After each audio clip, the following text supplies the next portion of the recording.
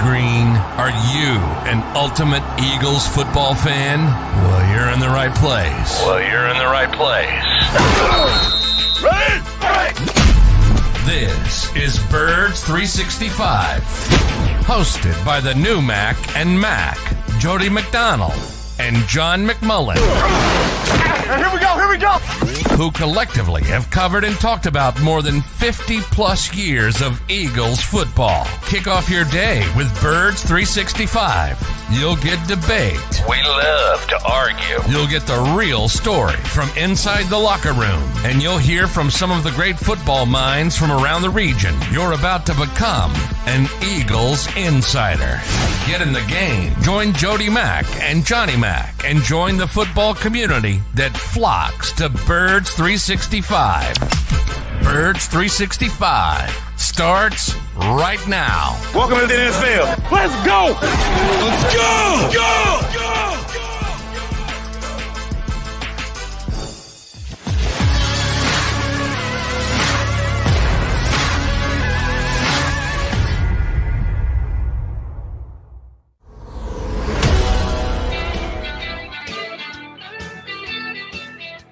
We've got a Thursday edition of Birds 365 on the front burner for you today. Your Mac and Mac guys, John McMullen and Jody McDonald here with you. Second week, still first week of May, I guess it is. We just turned the corner. And usually a bit of a slow time around the NFL, not necessarily for the Philadelphia Eagles. They made a bunch of their veteran players available, and John McMullen got to go down and be part of the crew that questioned them. And announcements coming out that the Eagles are shaking up their front office even more. Johnny Mac, we've been talking about this for a month plus, that the Eagles have been victim of other teams coming in and saying, we could take a couple of your executives off your hands. And the exodus here from Philadelphia has been pretty substantial. Well, we might now find out that even more so during this offseason, a couple more people let go in the Eagles front office. Is Howie Roseman just walking around the office by himself these days, Johnny Mac? He goes, oh, that cubicle's empty. That cubicle's empty. We know how he had a good draft weekend, but we think he did so with some helping hands. But those helping hands are getting out the door pretty damn quickly. Yeah, I mean, the more important ones are obviously we already know, and they're, entrenched. Brandon Brown up the turnpike with the New York Giants as the assistant GM, Ian Cunningham as the assistant GM in Chicago. And now Catherine Raich is going to rejoin Andrew Berry as his assistant in Cleveland. Those are the big ones, and even bigger than that is Andy Weidel. His potential future if he gets the Pittsburgh GM job.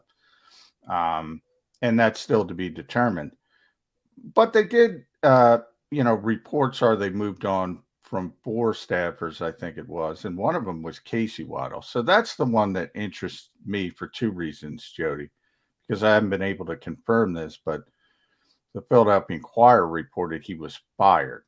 And that's key. That's a key term, right? Because contracts expire this time of year. I explain it all the time. Scouting is with personnel people. It's draft to draft, not season to season. So generally, a lot of contracts expire first, second week of May. Draft was a little bit late this year, and guys just say, "Hey, I want to." Sometimes they say, I want to go somewhere else. I got somebody else got a job. I want to go there. And my contract expired. And that's sort of, there's always a bit of churn at the bottom. And in the Eagles category, they're going to be bringing in some new people. So maybe, Howie Roseman said, they want their own scouts. They want the guys they're comfortable with, whomever he's going to bring in. We'll see. And the Eagles tend to announce these things officially all at once. They'll put out their personnel department probably later this month sometime. But Casey, because of Andy, is interesting. And if they fired him, it's even more interesting because that's not an expiring contract. That indicates at least some animosity on somebody's side. And, you're talking about family.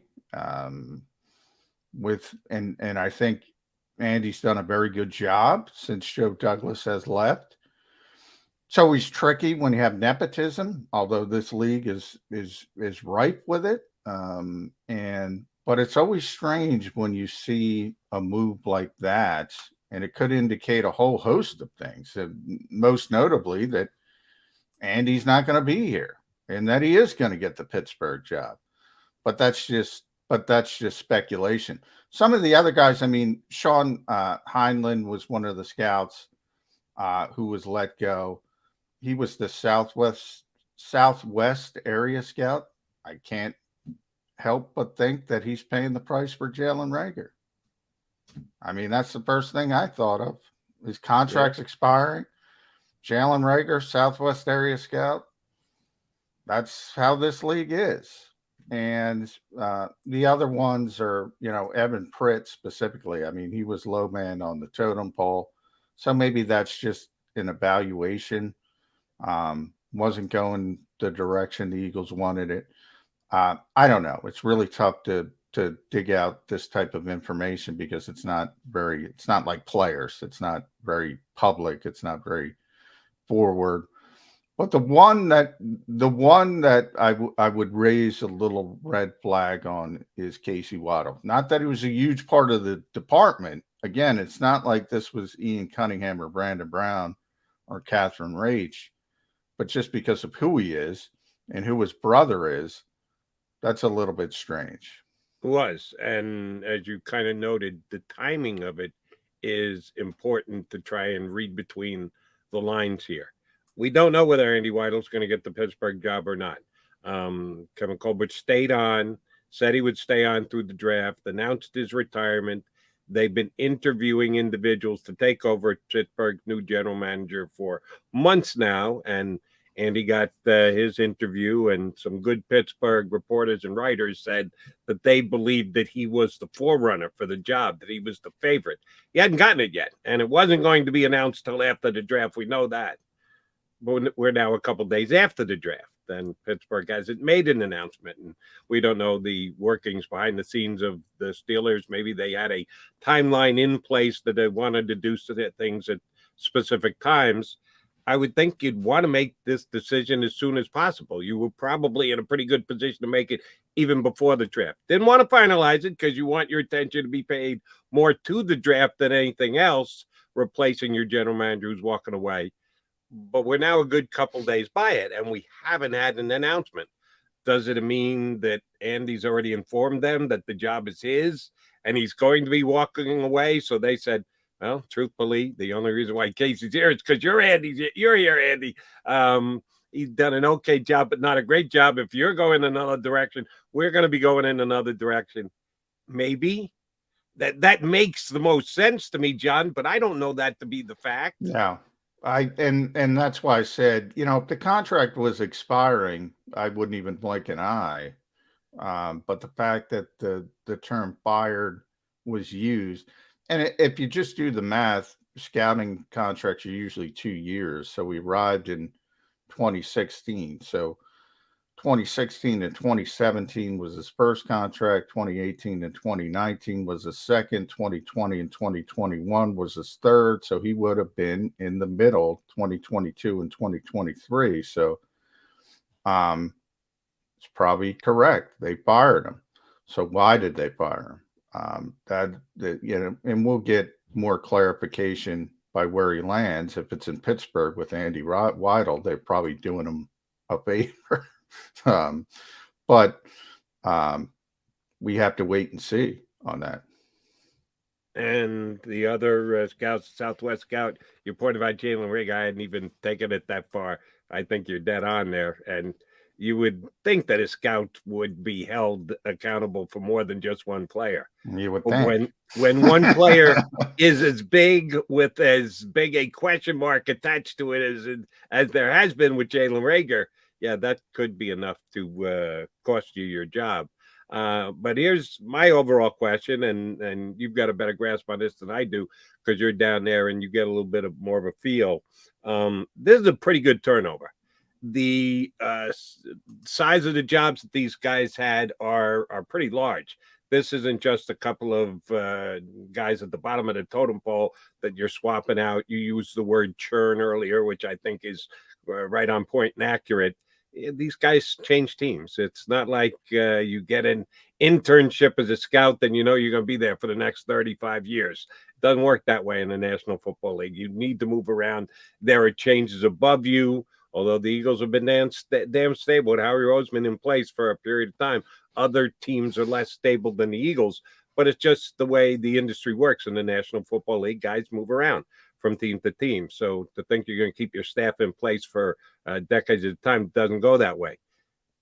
Just quantity-wise, this is a pretty big offseason of churn for the Eagles, is it not, Johnny Mac? Yeah, and it's because I think, it's directly related to the turnover at the top because, as I said, when you're bringing in, like if you look at the sort of depth chart, if you want to call it that, of the prior front office, Andy Weidel is the quarterback. He's number one, and then his main assistants, and they split the job into two, were Brandon and Ian, and they both left.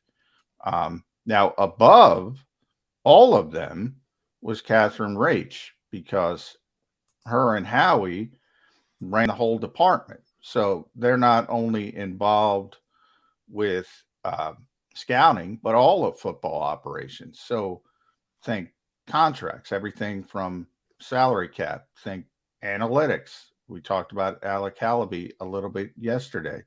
Think about sports medicine and performance and the decisions about the offseason.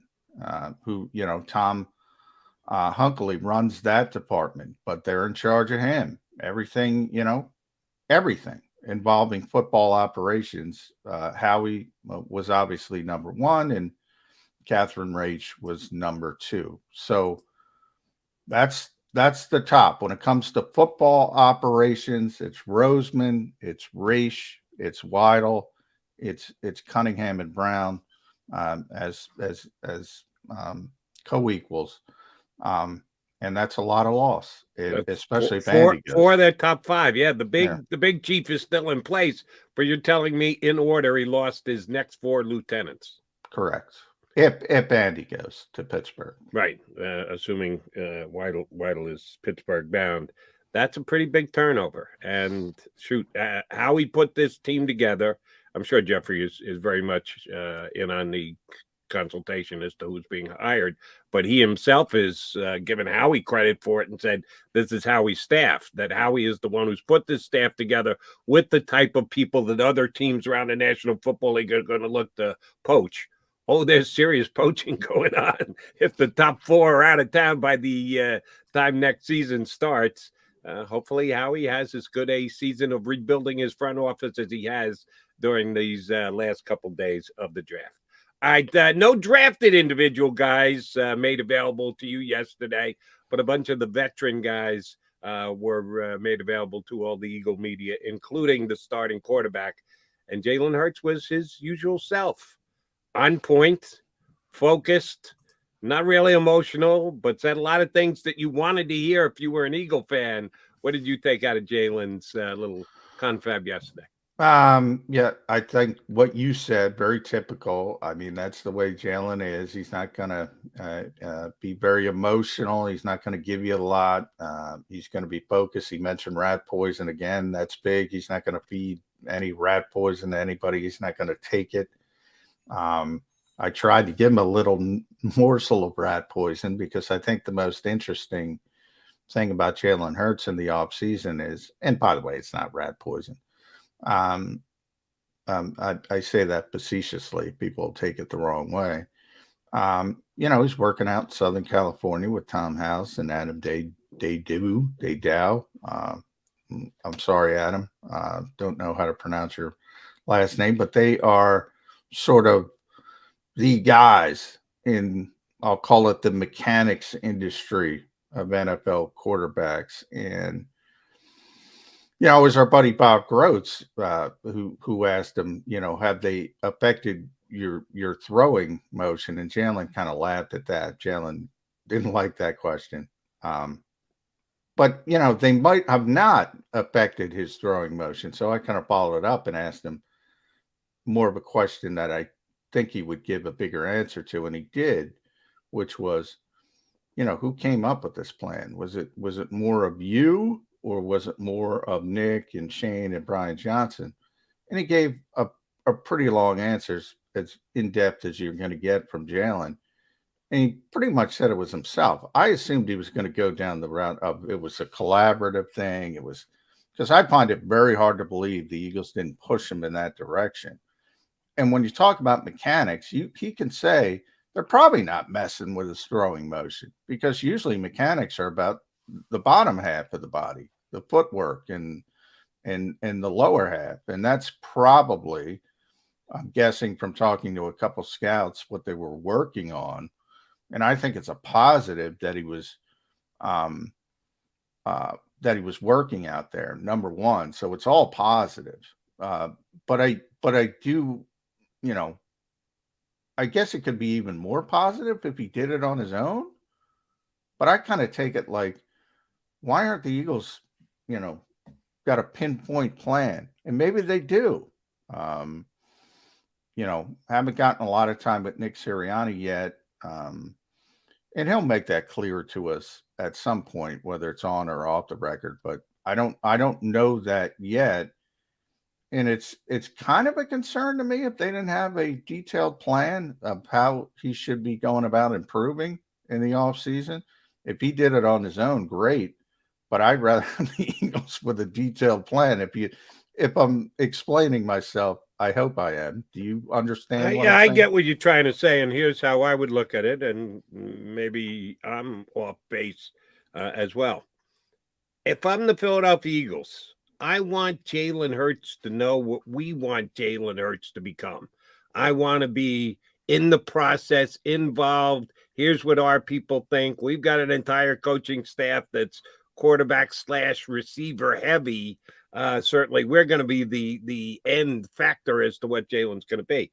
If he wants to go out and take in other information, take in other coaching from other areas, we do our research when he tells us, listen, I'm going out to college to work out with these guys. If you think that it's going to negatively affect them, you put a kibosh on it. But if you think that he can pick something up out there, that it can be advantageous, you allow him to do it. Say, all right, just keep us in the loop here. When he comes back for camp, the real coaches get their hands on him, and they're going to take what he learned and what he worked on and mold it to their specification. If that's the way that it shakes out over the offseason, it can work out as all good. It's never a bad thing to get extra information in and work out. Now, there's a potential downside. All right, here comes negative Nellie McDonald. This gets so into his head that he can't think about doing it any other way, that he really likes what they're telling him, and he worked hard on it, and he got a lot of reps on it, and he comes back, and Nick Sirianni says, well, Jace, here what we would prefer you to do. And then he can't adjust. He can't add what the Eagles want to do to what he worked on during the offseason. Now you got yourself a problem. So we won't know till he gets out there for whatever practice he's going to have. Oh, excuse me. No practices. I guess we'll be waiting all the way till camp when we find out what he's got. If he decided on his own to go out to California and get help outside the organization, it can be very helpful, or it could be a little bit of a hurdle they're going to have to get over. I don't think we'll know till camp. Yeah, I don't think it's any problem. That's the modern landscape of what's going on, because there's so little off-season football work in the facilities. Coaches may not like it. I always bring up Jeff Stoutland with Jordan Mailata, and he's like, I don't want anybody touching Jordan Mailata. We asked him that question about the Alliance of American Football when they were talking about, trying to get a developmental deal, so to speak, with the NFL. Never manifested itself. And he was like, no, I don't want anybody.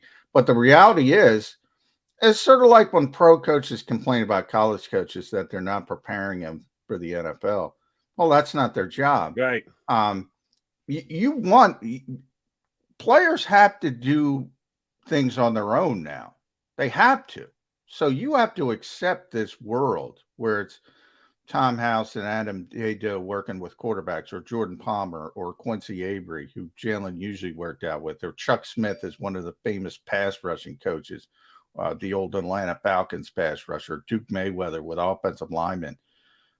This is what it is. And look, they're going to be a little bit different than you are, but you have to bring that together. The last thing you want is players that don't do anything in the offseason and aren't working with these guys. So I think him working with them is all positive. My only question is, if what Jalen told me is true and that he did it on his own, why weren't the Eagles telling him to do it?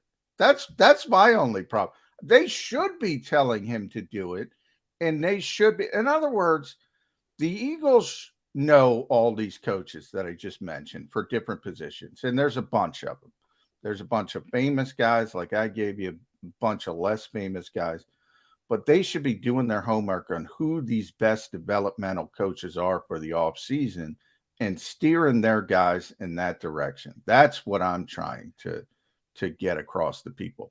The fact the players working with these guys, they have to, because they can't work out in their own facilities because of the collective bargaining agreement. And the reason why this doesn't scare me much as turning into a hurdle and there having to be a remolding of the quarterback when they get their hands back on him is the attitude of the player. He's not a me guy. He's not an ego guy. Some people may go out, do work on their own with another coach. Now you come back in with the coach. Well, I do it this way. This is the way I do it now. This is the way I think is best. That's not been Jalen Hurts since he got here to Philadelphia. He's a very coachable kid, and he doesn't have a big ego. So I think the melding of his offseason work with his Eagle work should be just fine this spring. All right, John McMullen and Jody McDonald, your Mac and Mac Birds 365 guys hanging. Got two good guests coming your way today. 2 Ks coming your way today. Yesterday we had 2 Gs. And Groats was hysterical. We'll give you a couple of Ks today. Yeah, a little later in the show, Michael K. going to join us. But coming up next, our buddy from CBSSports.com NFL insider, Jeff Kerr, joins us here on Birds 365.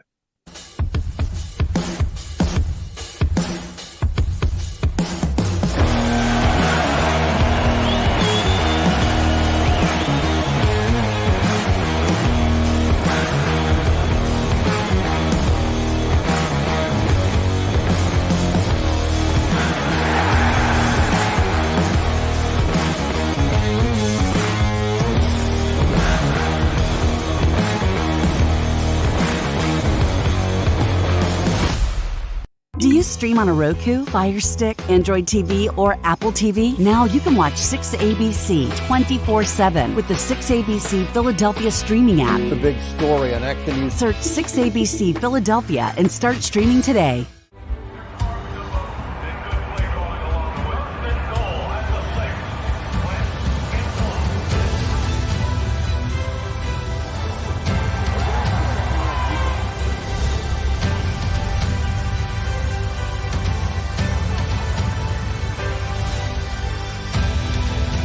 Field of life, First Trust Bank is there for you. 7 on 3. 1, 2, 3. Because Philadelphia dreams deserve a Philadelphia bank. Lincoln Financial Field is home to more than just our hometown team. It's a landing place for dreams. Invest in the future of our students from all over Philadelphia and get an exclusive tour of the stadium at the Block's Aspire to Dreams Gala, hosted by Brian Taff of 6ABC. While we aspire to build, our students aspire to dream. Join us for the Block's Gala on Thursday, May 5th at Lincoln Financial Field. Seats are limited, so reserve yours today at blocks.org/gala. In Philadelphia, we celebrated the miracle with pride only 5 years ago. And then the following morning, IBEW Local 98 members went back to work, building this city, rescuing our communities from decay, and inspiring the young men and women of the region to take pride in who we are. Like the Cats, Local 98 members believe in hope. To learn more about who we are, what we do, and career opportunities with Local 98, visit us, IBEW98.org. At Stateside Vodka, every new customer gets the world's best rocks glass, free. You're telling me that bottle is cut in half? You could say that.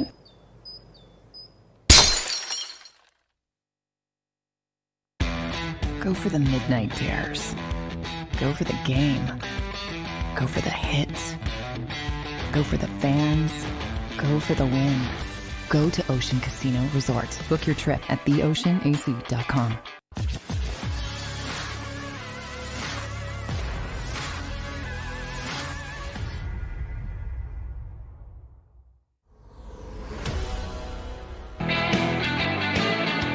Appreciate you streaming on in. The Birds 365, McMullen, McDonald, and a boy, Jeff Kerr, jumping aboard to join us here on this Thursday morning.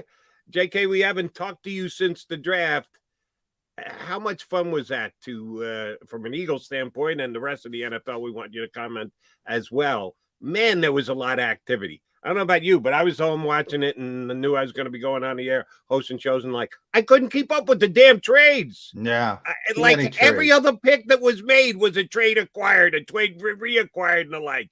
Were you able to keep up draft day, or just let me wait till this is all over and done with and analyze the whole thing? Well, it was funny you mentioned that because I was responsible for 3 teams in that draft: the Eagles, the Chiefs, and the Ravens. And the Chiefs were trading, and the Eagles were trading, and the Ravens wanted to trade. And I knew they wanted to draft Jordan Davis. So that was interesting in and of itself, just following 3 teams in their war rooms and what they were doing in the first round. By the way, all 3 teams had an excellent draft. But yeah, you had 3 good teams, man. Jeff.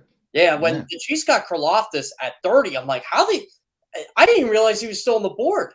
And I'm just saying to myself, wow, they crushed it. Trent McDuffie, George Karlaftis, and the Ravens. I kind of figured they were going to draft Kyle Hamilton right after Jordan Davis went off. I think the Ravens had the best draft at all, even though everybody kept trying to trade ahead up of them, thinking, and they did want Jordan Davis, but one thing Eric DeCosta is really good at is thinking on his feet, and he's got the contingency plan ready to go.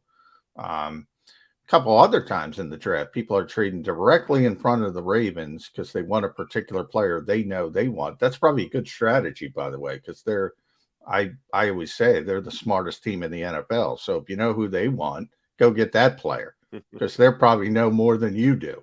And that's usually born. And they were that 4th round. Every time you looked up, they had, I don't know how many picks in the 4th round. And they were all like, wow, that's good value. That's good value. Amazing organization. And it really goes back to Ozzie Newsome. And we're talking about the Eagles front office leading the show, which is obviously well regarded as well. But since I've been around the NFL, I don't think there's been a more well regarded franchise than the Baltimore Ravens.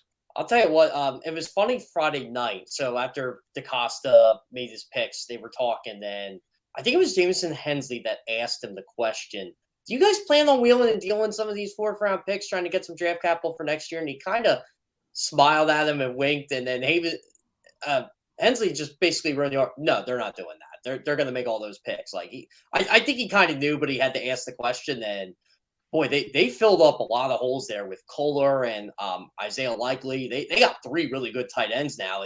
And we know Lamar with the tight ends and how good Mark Andrews is. He's just really comfortable throwing the ball to tight ends. So it makes a lot of sense. I remember when they were here for joint practices and the one year, and I just said, man, they got good tight ends. They're just killing the Eagles with the tight ends, and it continues. And,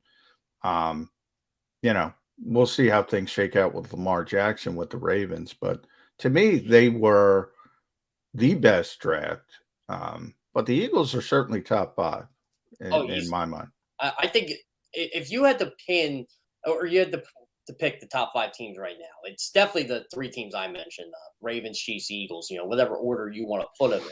But yeah, I mean, overall, for a team that had 5 picks like the Eagles, I was impressed with A, the value they got, and B, the types of impact players they can have in year 1. Like Cam Jurgens could start at center on this team right now. They just have an All-Pro in Jason Kelce. That's true. And it's a bit of a luxury pick. So, I tell Jody I've been too optimistic. Thanks for Bob Groats yesterday for bringing me down to earth. I got to start. It is a luxury pick, because you still don't have a starting corner that you need. And the Eagles were again, and Zach McPherson's ready. Really? Is he ready? Because I don't think the Eagles think he's really ready.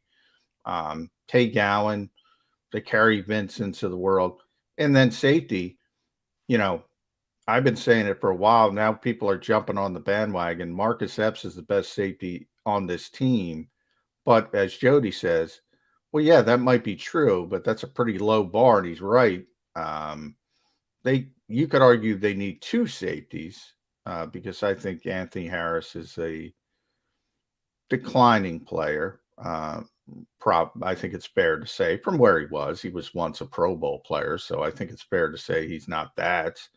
How do you feel about taking a luxury pick so high for a team that is supposedly building, as Jeffrey Lurie would say? This is when they picked Jurgens, I'm like, ooh, I like this player.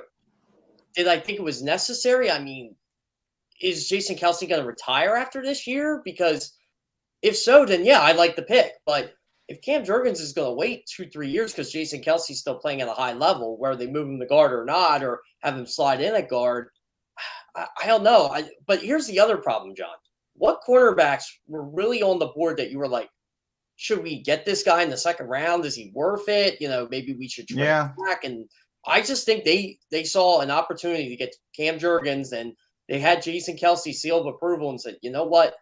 Let's get a talented guy in here, a guy who could be a potential Pro Bowler in and of itself. And I wasn't sure what they were going to do at right guard. I know Isaac Seumalo. I think he's a free agent. I can't remember if it's after this year or next year. It's after this year. I was, before they cut Nate, and I told Jody this, Nate Herbig I'm talking about. I was starting to write a story on, they might move on from Isaac Seumalo because he makes a lot of money for a right guard. Yeah. And he's coming off an injury. He's only played, I think, 12 games over the past 2 years.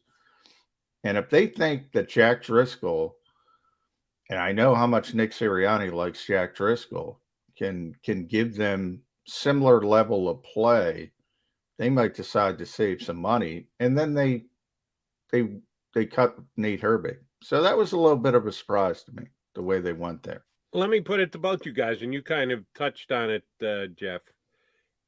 Jason Kelce, yes, they kind of skimmed back a little bit of. Yes, he did in the pick. And by the way, Jody, he still got 17 questions about evaluating players. I'm like, stop asking him. He said he's not involved. I'm like, apparently your brethren who cover the Eagles don't believe him. And I don't know if I believe him either, but he didn't want to be known as the guy who's making picks for the Eagles as a player, specifically his own potential replacement. So I understand where Casey was coming from, but I also understand the line of questioning.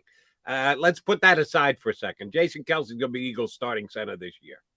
And as Jeff said, maybe we'll be again next year. Maybe we'll be the year after that. No, we have to do this safety dance every year with Jason Kelce as he makes up his mind, which I don't know how much he does or doesn't enjoy. I liked his answer yesterday about, well, you first got to figure it out physically. And when you know you're up to it, then you check out your situation. And yeah, we had fun last year. We got that much better last year. Coach Sirianni, blah, blah, blah. So we don't know that we're not going to do this 2 more years with Jason Kelce. At what point do they cross-train Beef Jerky as a potential guard? Because I remember last year in the second round when they took Dickerson, we all talked about, he's the heir apparent to Jason Kelce at center for the Eagles. This is kind of a luxury pick. Well, they've done it again. Same exact thing. When do we see Jerky playing a little tackle this year, just in case Kelce's going to stick around for a couple more seasons? I'll tell you when we see him playing guard. When McMullen goes to training camp, I think that's when they're going to cross-train him. I think you'll see him play some guard in the preseason. And they seem to cross-train everybody. Jack Driscoll was drafted as a tackle, and I remember the draft evaluate, he's strictly going to be a tackle. He's not elusive enough to be a guard. Well, he proved them wrong. Jack Driscoll's a pretty good guard and has a bright future in the National Football League. So I think you're going to see Cam Jurgens play some guard. I think you're going to see him play some center this preseason for how much time they have. And I think the cross-training begins immediately. I'm not sure we'll see it this Friday in rookie minicamp, but I wouldn't be surprised at this point, Jody. I really feel that they're going to cross-train this player. He's going to be a center. He's going to be a guard just in case. Because Jason Kelce, the way he's playing, I wouldn't be shocked if he did actually play till he's 36, 37, just based on his level right now.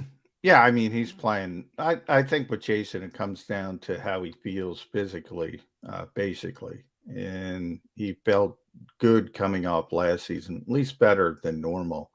But, yeah, I mean, noted scout Jason Kelce himself said, if you're a backup player in this league, you got to be cross-trained. You can only dress 7 or 8.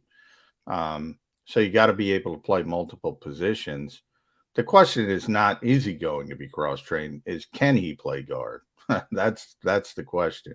And a lot of people don't think he can. That's not a natural position. And Jason again brought up, probably not physically. It's not a natural position for him. But I will say to Jody's point, if there's one guy who's going to tell you the truth, it's Jason Kelce. And Jason Kelce said, this is more of, hey, we're going to draft your replacement. Are you okay with that? That's basically the impact he had on the signing. And then he likes the player, which is a good thing. And Jason's one of those guys. We saw it with Ryan Tannehill in Tennessee this week, Jeff, when he got asked about Malik Willis, and he's like, I'm not here to mentor him or whatever the term was. He said, I think it was mentor. And Jason's the exact opposite. I mean, he said he's been trying to train his replacement for 8 years now. And he's always willing to help younger players. And that's always interesting when you see the dichotomy, because it's a weird setup to say, hey, go help your potential replacement. The entire setup of the NFL is a little bit weird, but it's great when you have a player like Jason Kelce who's willing to help young players. And you got to be really, really secure in yourself. And he certainly is really secure in himself. Do you think that has to do with the position? Because I always feel quarterback, it's, wait, I'm going to help this guy take my job. It's a little different, I think, between center, between cornerback. I remember, I think Bobby Taylor and Troy Vincent were huge in Leo Shepard and Sheldon Brown's development over the years. I don't think Blaine Bishop was probably the same with Michael Lewis, because Michael Lewis was always creeping down his back and Bishop was at the end. But I think it's security. Like, if you're Patrick Mahomes, you'll help anybody. What do you care? Yeah. I mean, if Ryan Tannehill, does he have job security right now? No, I don't. Absolutely not. It's always about security. That's why it was so interesting with Brett Favre back in the day, when Brett was, I'm not, because he had some solid security, whether people knew it or not. I mean, he had Doug Peterson behind him most of his career, so I don't think he had to look over his shoulder too much. Well, I mean, when they drafted Aaron Rodgers late in his career, when he's, those two, he wasn't exactly helpful to Aaron Rodgers, but nobody gets along with Aaron Rodgers. Shot on Doug by Kerr. Didn't see that one coming. All right. Devonta Smith was. Jody. Okay. Devonta Smith was one of the Eagle, quote unquote, veterans, all of a year-plus veteran that got to speak to the media yesterday. And he, of course, was excited about A.J. Brown being on the opposite side of him. How do you see this working, JK? How do you think the spread of touches goes? That the Eagles have now in a wide receiver 1, a wide receiver 2, a wide receiver 1, and a wide receiver 1A. It's, of course, going to come down to opportunity in games, how other teams defend it. We can lay it out how we think it's going to go, but then it's actually going to have to be decided on the field. So we'll stick with just doing it on paper. How do you think the Eagles coaching staff looks at their 2 wide receivers right now? I think they just got to distribute the ball based on whoever's open. I mean, you got a game plan, guys scheme for whoever's open there, but they got to throw the ball more than 20 times a game. I think that offense they had in the second half of last year to come to the playoffs, it has to change. And I think they have to prove that really Jalen Hurts needs to throw the football consistently. If Jalen Hurts can do that, and I know he admitted that yesterday, he looked back at the tape of his games. He said there were some where he thought he was playing at a high level and some where he thought he was terrible. And I'm sure we can all mention here the games we thought he was terrible, but he just needs to be more consistent with the football. And I think he's got to be prepared to throw the ball 25 to 30 times a game with the weapons he has. You have Dallas Goedert. You got to put him in the Wes Watkins is going to have to get some touches. This whole team, they're going to – I think Nick Sirianni wants to run a passing offense. He just has to trust the quarterback he has. And it's easy to say that in May, but what happens in October if Jalen Hurts is inconsistent again? But here's the more difficult question, Jeff. You're right. You got to distribute the ball to who's open. But, you know, we brought up Doug Peterson. Doug would game plan. He always says, football coaches, 17 and 86. That's who I'm game planning for. And that was Alshon Jeffrey. This was before everything went bad. And Zach Ertz. Nick Sirianni said 6 and 88. Devontae Smith and Dallas Goedert turned into late in the season, turned into 88 and 6.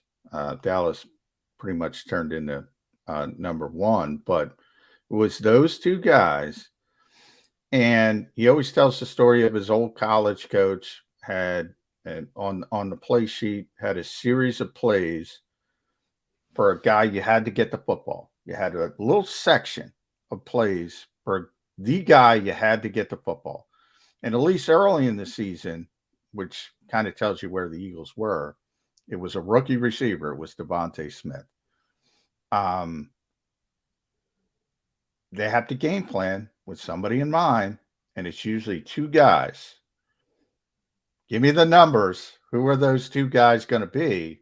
I'm going to foreshadow because it's going to be 11 and 88. Yep, not 6. What I'm going with. It's 11 and 88, and that's who I would game plan for. And you kind of have to do it that way.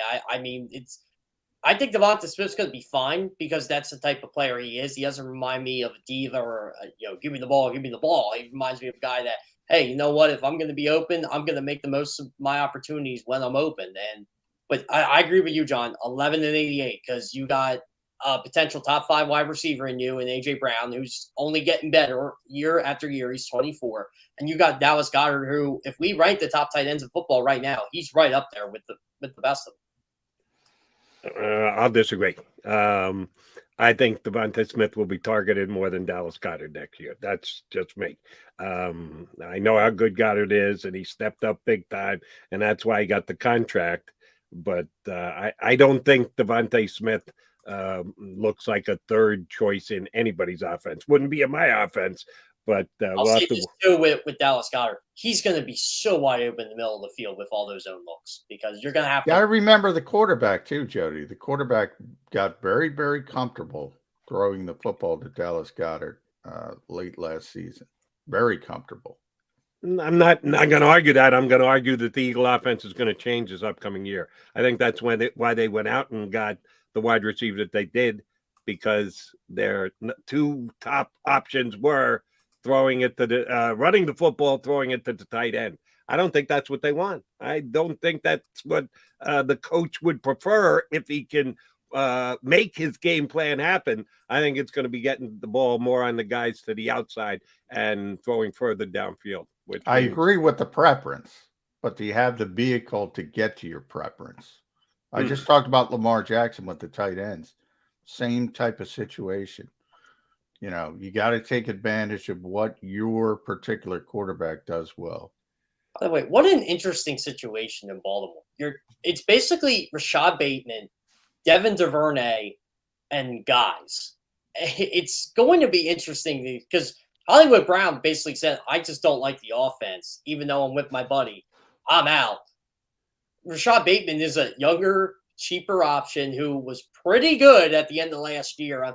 I'm really curious to see what he does in year 2 and how many times the Ravens actually throw the ball to wide receivers. Because I think I'm going to end my Twitter arguments now with, well, the Ravens have a worse group of wide receivers than this team because it's clear they don't care about that position as much. They don't care as much. I think it's fair to say that. But yeah, I mean, and that's part of the reason probably, Marquise Brown wanted out. But if you look at, their backups are James Proche. I guess it's going to be their slot receiver, maybe. I don't know. But yeah, it's names you don't even recognize. But then you see the the tight ends, and you say, why are they drafting 2 tight ends with Mark Andrews and Nick Boyle? And because Lamar loves throwing the football to tight ends, and they take advantage of it. I think it's a smart thing to do, but you got to get players like Mark Andrews, which isn't easy. But the Eagles have one. I'm not going to say Dallas Goedert is Mark Andrews, because I think the 3 best tight ends are Andrews, Kittle, Kelce. But I think Dallas is right there. I think he's top 5. It's 4. I'm trying to think who I put for 4. I think Goddard would be 5. I think Goddard would be 4. I can't think of somebody. I think it's those 3 and Goddard. Receiving-wise, I think Mike Gesicki's up there with them. But blocking-wise, well, we all know that Dolphins never make him block. So he couldn't block at Penn State, but again, that wasn't his role. Who are your 3 ahead of Goddard? Andrews, Kittle, and Kelce. I'll take the kid from Las Vegas. Darren Waller. Darren Waller, yeah. Well, he's a good receiver, but yeah. What about TJ Hawkins? That's what we're talking about receiving here, aren't we? We're not talking about. We're talking about, Darren's a receiver. He was a receiver. He was drafted as a receiver by Baltimore. Yeah, I remember him here. He killed the Eagles as a rookie. It was just, jumping up over him. There were 2 guys I feel like in the Ravens history that we always forget they were Ravens. One's Darren Waller and one is Priest Holmes. I always forget he was the starter / backup on that Super Bowl team.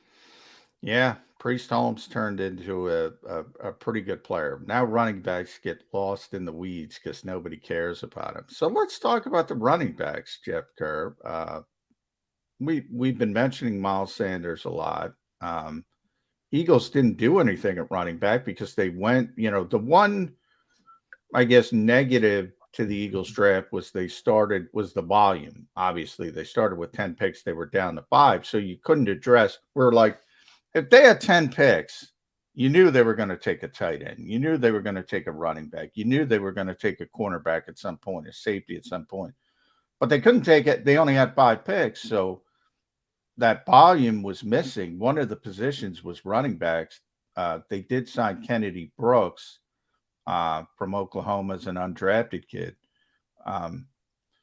Any concern at running back for the Eagles? We're kind of nitpicking, but they look good everywhere else offensively. So when I did an Eagles-only mock draft, I only did one of them. I don't even think I mocked the running back to them. And I made the joke that they got their value last year in Kenny Gainwell, and I forgot to mention him right away, and I actually put like a fun edit at the end. I'm like, if I forget who you are after your first year, that's usually a good thing because that means you produced. And I feel very strongly about Kenny Gainwell and what he can bring to that offense as a backup running back, as a receiving back out of the backfield. He can play that scat back role. I worry about if Miles Sanders gets hurt again. Do they go with Gainwell? Do they go with Boston Scott? I like the 3 that they have. And Jordan Howard, I don't know if he'll come back or not. He's still a free agent. But he's waiting for the call. Yeah. He'll wait for the call. Jordan Howard obviously has no interest anywhere else, but he's so important to this team.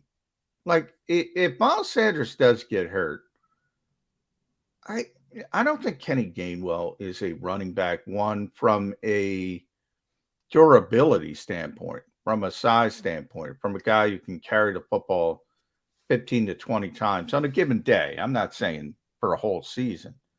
Jordan Howard proved he can do that still. On this team, maybe he can't do it on any other team. I probably agree with you. But for this team, I'd call Jordan Howard today. I'd say, what the hell? Veteran minimum? He's a cheap, and you're right. He produces here. There are certain guys that just produce here. It's been tested over time, no matter whose offense it was. I'm trying to think who the receiver was Andy Reid always brought in that was productive here. Who are you thinking of? Oh, God. I got to rewatch all the Eagles games now. I'm sure it'll come to me the minute I leave. Jason Avant you're talking about? Yeah, well, it was Jason Avant. That's right. It was Jason Avant. He was solid KC, but he was reliable here, and the Eagles would give him a contract extension all the time. I mean, it's not like Jason Avant was terrible because he wasn't, but he was very good here. He was a solid big slot receiver. Didn't have a lot of speed, but he was a solid player. All right, let me channel my best Bob Groats here.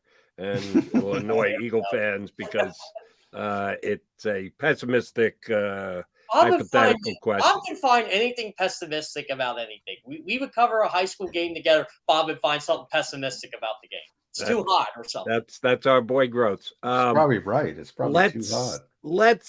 Yesterday we heard from Brandon Graham, and John always extols his virtue as a leader around this team, and just a guy that everyone looks up to and can actually motivate his teammates and the like. And Eagles don't have Kelce and Graham. Otherwise, this locker room is, I don't want to say completely devoid of them, but they're not jam-packed with them either. So you have to appreciate the guys who actually do fill that role for you. And no surprise, Brandon talked a good game yesterday. As healthy as he's been, everything's going well. What if he's putting a smile face on things? What if Brandon Graham isn't what he used to be? That this Achilles injury has actually had him lose a step. And Brandon's never been a double-digit sack guy, but a good pressure guy. What if he's not even that? As of right now, do the Eagles have enough at defensive end for you, Jeff Kerr? I think it's enough in the sense that I don't think Brandon Graham is a de facto starter on this team next year. I think it's Hassan Reddick. I think it's Josh Sweat. And then you go to Brandon Graham and Derek Barnett. And we got to keep in mind here, Milton Williams is probably going to play some edge as well because they're going to mix him in and out. I think they have the depth in case Brandon Graham isn't the same Brandon Graham. But I think Brandon Graham doesn't have to be that Brandon Graham anymore. I just think he has to be a guy that's productive when he's in there. And I still think even with an injury, Brandon Graham can still stop the run with the best of them. So I think he's going to have his value on this team, whether he's Brandon Graham or not. I don't think it's going to matter in the long run. I would like to see him get more depth there, but the guy I wanted them to sign ultimately went to Houston, Rasheem Green. I really liked him. I thought he would have been great for this team. But overall, I think they're fine at defensive end and edge rusher. I feel like Brandon Graham's the wild card in all this. They could be great if he comes back to, say, Brandon Graham. But if not, they'll survive. They will. All right, last one from me, Jeff. Follow him at Jeff Kerr, CBS. Read him, CBS Sports as well. Josh Sweat. Nobody talks about Josh Sweat. Where are you with Josh Sweat? I mean, clearly the plan is, as you mentioned, on third downs, it's going to be Hassan Reddick on one side and Josh Sweat on the other. Is he ready to take that next step? The Eagles certainly think so. They gave him the contract extension. I always said the first time there's a few players that the first time I see him, I go, wow, for different reasons. The first time I ever saw T.O. on a football field, I was like, wow, this guy's different physically. Josh Sweat, the first time I saw him as a rookie, and he was only a 4th round pick, remember, I said, that guy looks like an edge rusher. You can tell he was a 5-star player. Yeah. If you were in Hollywood casting for a football movie and wanted an edge rusher, you'd go get somebody who looks like Josh Sweat.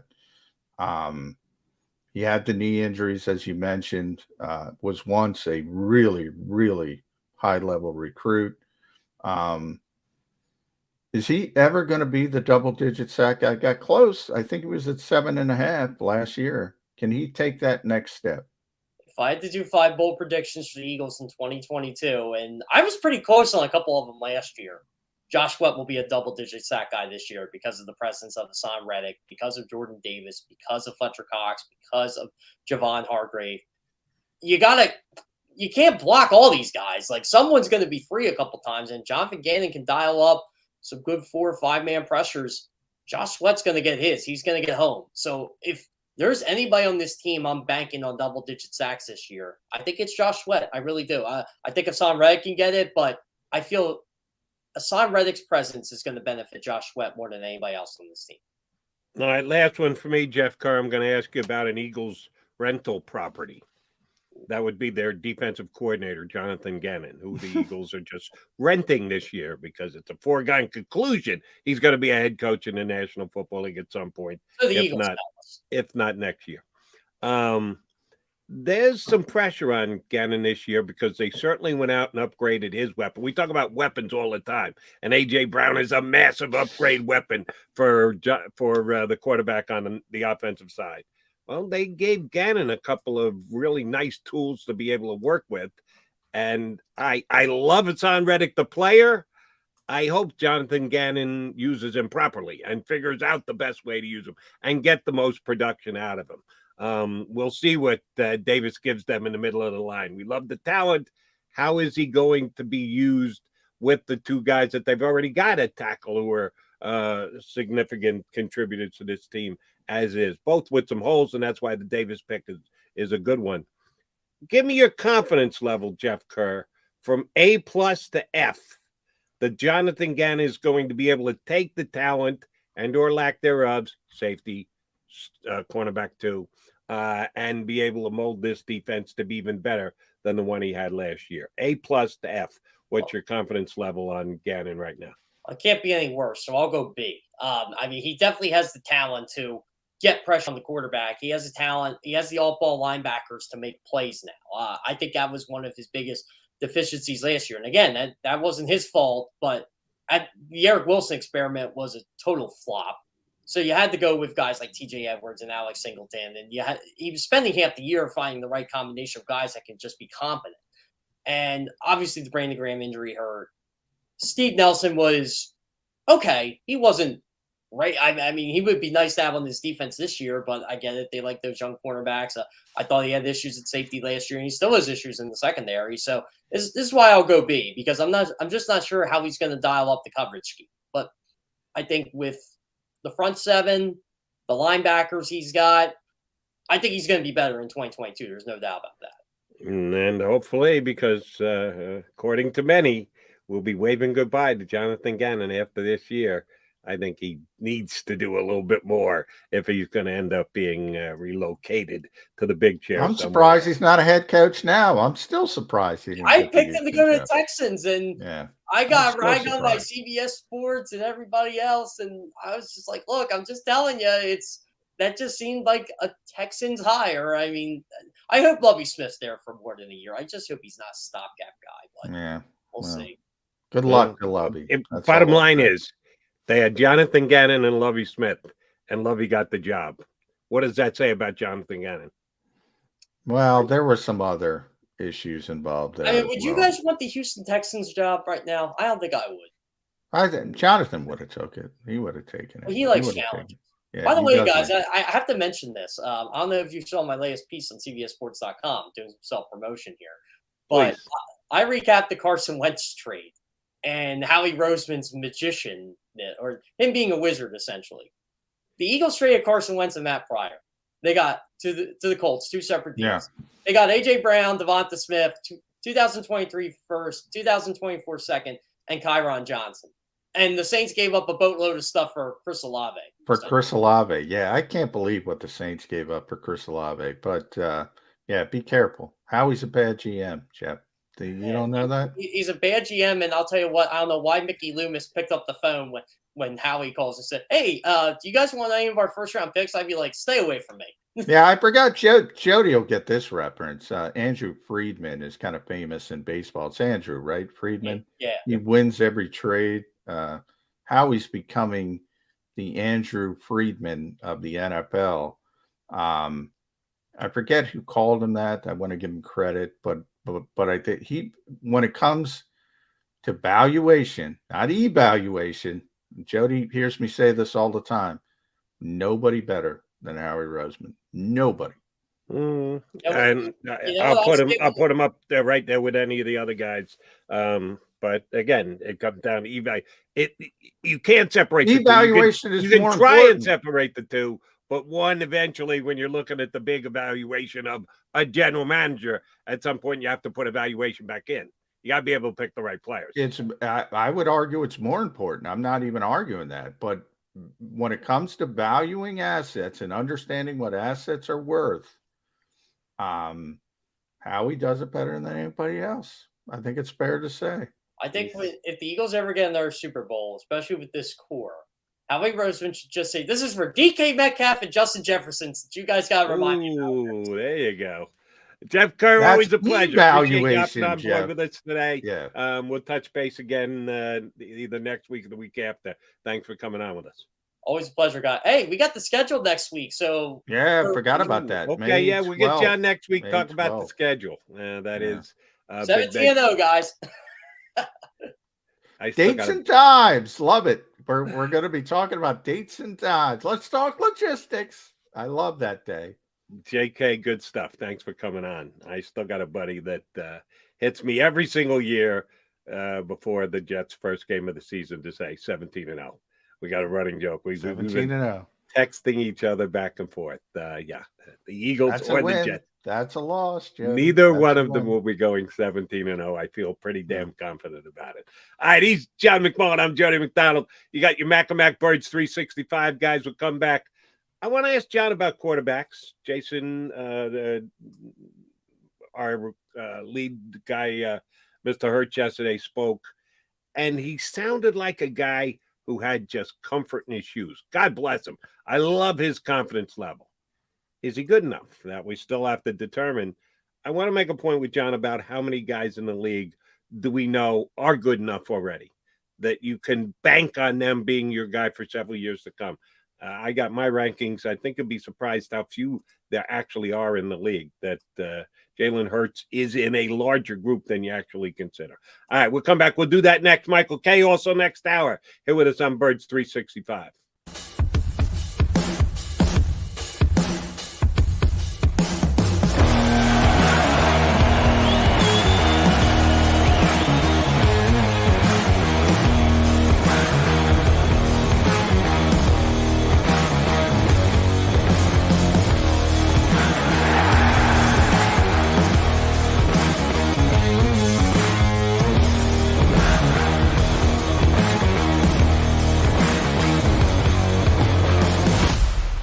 Do you stream on a Roku, Fire Stick, Android TV, or Apple TV? Now you can watch 6ABC 24/7 with the 6ABC Philadelphia streaming app. The big story on Action News. Search 6ABC Philadelphia and start streaming today.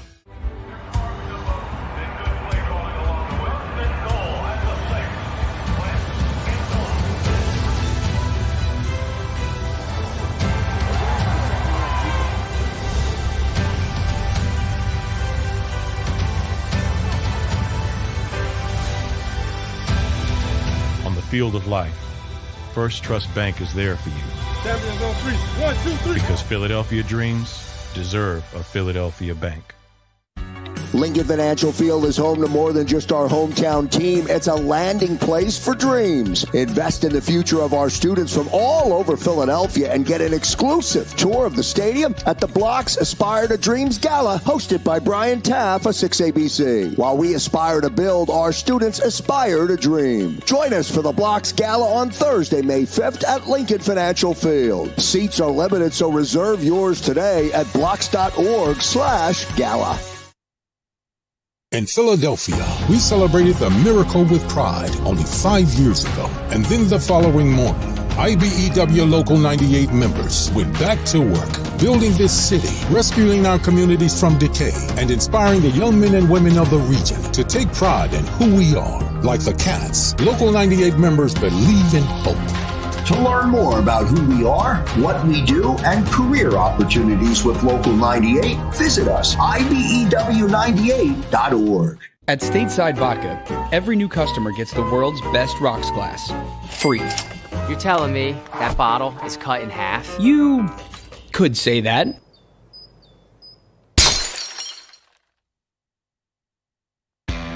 Go for the midnight dares. Go for the game. Go for the hits. Go for the fans. Go for the win. Go to Ocean Casino Resort. Book your trip at theoceanac.com.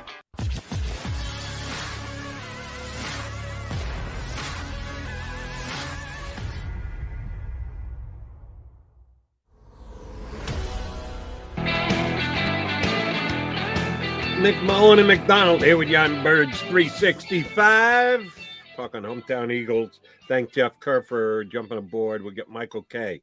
from Pro Football Network to join us in about 15, 16 minutes from now. All right.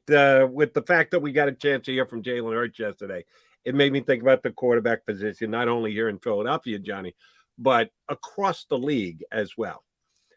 Let me ask you a question about Jalen Hurts. Two-parter, and see if you come up with a yes for either or both or neither. Jalen Hurts, will he be, at the end of this season, one of the top 16 ranked quarterbacks? I won't go top 5. I won't go top 10. Top half of the league. We got 32 teams, 32 starting quarterbacks. Will he be in the top half of the quarterbacks? And is it a given that he's going to be the quarterback of the Eagles, not only for 2022, but 2023 as well? 2-year given as the starter, and he will be in the top half of the quarterbacks in the league. The first one, yes. I think he already is top 16. I'd have to go through the whole list, but I would imagine he'd probably be 14, 15. So right above that level. And will he be the quarterback for 2 years? No, I don't think for the reason. You can't say that yet, can you? No. No, you can't. For the reason I always talk about, because you're going to have to make a serious monetary decision.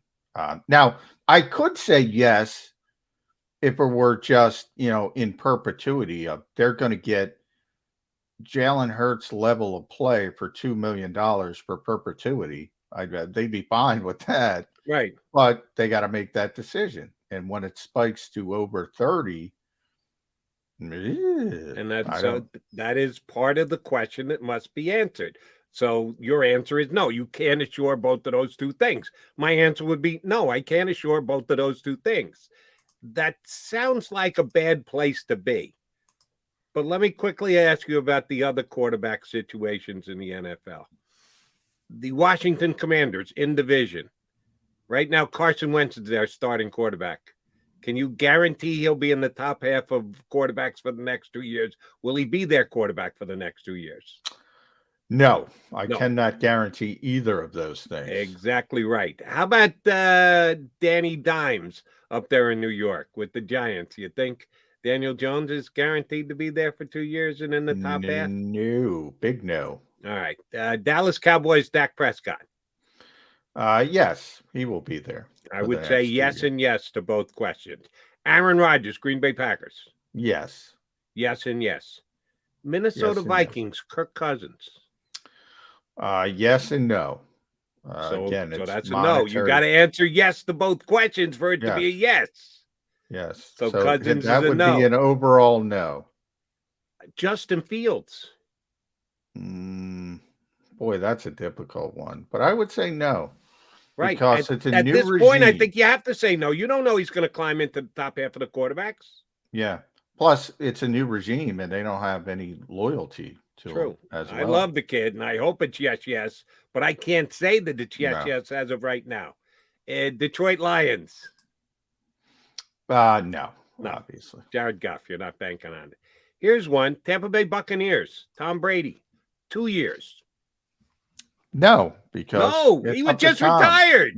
Yeah. It's you up to can't Tom. Put Brady in that list. It's pretty clear he'd like to be in Miami now for whatever. Yeah. Tom's having a midlife crisis. Let's be honest. I wish I can't could guarantee. I wish I could have his. No, we all do. We all do. Oh my God! Yeah, he's so afflicted. New Orleans Saints. No. Jameis Winston. That's a no. Atlanta Falcons. Marcus Mariota. Do the deal. Absolutely no. I can't even get to September or whatever the first week is with Carolina Panthers. Matt Corral, a.k.a. Sam Darnold, a.k.a. who the hell knows? No, absolutely no. Los Angeles Rams. Yes. Yes, Stafford going to be there 2 years. He's going to be. I even hesitated there because of age, but obviously player-wise, no I think problem. Stafford has to be yes. Arizona Cardinals. Yes. I'm going to go yes because Kyler can't get out of it. They're going to pay him, and he's certainly top half of the league. See, I'm going no. When guys want to move, they move in the National Football League now. Devontae Adams moves. Tyreek Hill moves. They yeah, get but moved. they move for money, and I've gotten every indication they're going to pay him. So I'm giving him a no. San Francisco, Trey Lance, aka Jimmy Garoppolo. No, that's a no. Seattle Seahawks. Drew Lock is lock a lock. No. So in the NFL, for me, this is just me. You're putting Kyler Murray in that mix too. It's Dak Prescott. It's Aaron Rodgers. That's it. Two. There's two quarterbacks in the NFC that right now you say he's here for 2 years guaranteed, and he's going to be a top half quarterback in the league. So the Eagles got a lot of company. If you can't say yes for Jalen Hurts just yet, that's okay. It's not perfect, but misery loves company. The whole entire rest of the NFC, except for 2 teams out of 16. Yeah. Now the AFC. The AFC is a lot better. AFC's in better shape in that you got Allen in Buffalo. Mac Jones, yes. But Mac top Jones, 16 Mac though. Jones didn't get into the top half of quarterback yet. Yeah, you're right. I'm more focused on the second half of the question. Right, but you got to think of both. Yeah, I'm a huge Tua fan. I think Tua is going to be yes. You're right. I can't say yes yet because he hasn't played his way into the top half. No, you're right. Wilson of the Jets, same thing. He's going to be their quarterback the next 2 years, but will he get into the top half of the quarterbacks? He's got to go there first. He hasn't been close yet. Burrow a given. Pittsburgh, no. No. You can't say yes yet with Deshaun in Cleveland because he might have off-field issues. He's paid. He's going to be paid like it. And if he's on the field, you believe he's going to be in the top 12. But he's got to be able to stay on the team. I'm going to go. I guess I'm being a little bit more liberal here. At some point, he's getting on the field. So I'm going yes with Deshaun Watson. Might be after 6 games, but I'm going yes. He's going to be there 2 years, and he's going to be one of the best top half. If there's a question mark attached to it, it's a no for me. I'm not questioning his talent. I'm questioning his ability to stay on the field because of certain issues that. Well, he's done with the criminal part. He's going to be on the field. It's just a matter of. How long the suspension is going to be. And either way, when he does get on the field, he's going to be top 16, and he's going to be there. So I'm going to go yes on Deshaun. All right, fair enough. Baltimore, is Lamar guaranteed to stay? Yes, because of the franchise tag. You got a point there. They will slap the franchise tag on him. I didn't necessarily have him as a. They don't want to because it's going to be so expensive, but they will. I think they have to. You're right. Tennessee, you believe in Tannehill? No, he's worried about a 3rd-round pick, so no. Matt Ryan, the owner came out and said it was a 2-year deal. Yeah, no. You don't necessarily we just had it believe with that, Carson Wentz. Now, I believe it will be a yes. I believe he'll be top 16 and he'll be there for 2 years. But the age, no, I can't. Not a given. Houston Texans, I continue. I almost feel bad. I've never met the guy. I don't think I've seen any extensive interviews of him. But maybe it's because we have John McClain on his office as we do. And remind me, we've got to get John McClain on again, even though he's retired. He'll come on with you and I because he likes you and I. He always talks up this Davis Mills. Oh, they love Davis Mills. Davis Mills is the guy. Look at the numbers. I can't go top 16 with him. I can't go top 16. No, I think he's better than you think he is, but I can't guarantee top half of the league. Yeah, I don't think he's a top 2/3 of the league, as a matter of fact. Lawrence has got to prove that he can get into the top half. I believe he will, but he didn't off last year, so you can't just write him into that just yet. Mahomes, yes. Carr, yes. Herbert, yes. And Wilson, yes. Damn, look at that division. Look at the AFC West. That's 4 for 4 in that division. So there are about 6 guys in the AFC. There's only 2 in the NFC. There's 6 or 7 in the AFC. That's why most people think the AFC is better. But here's my overall point. About, let's say 8, maybe 9. In both leagues combined.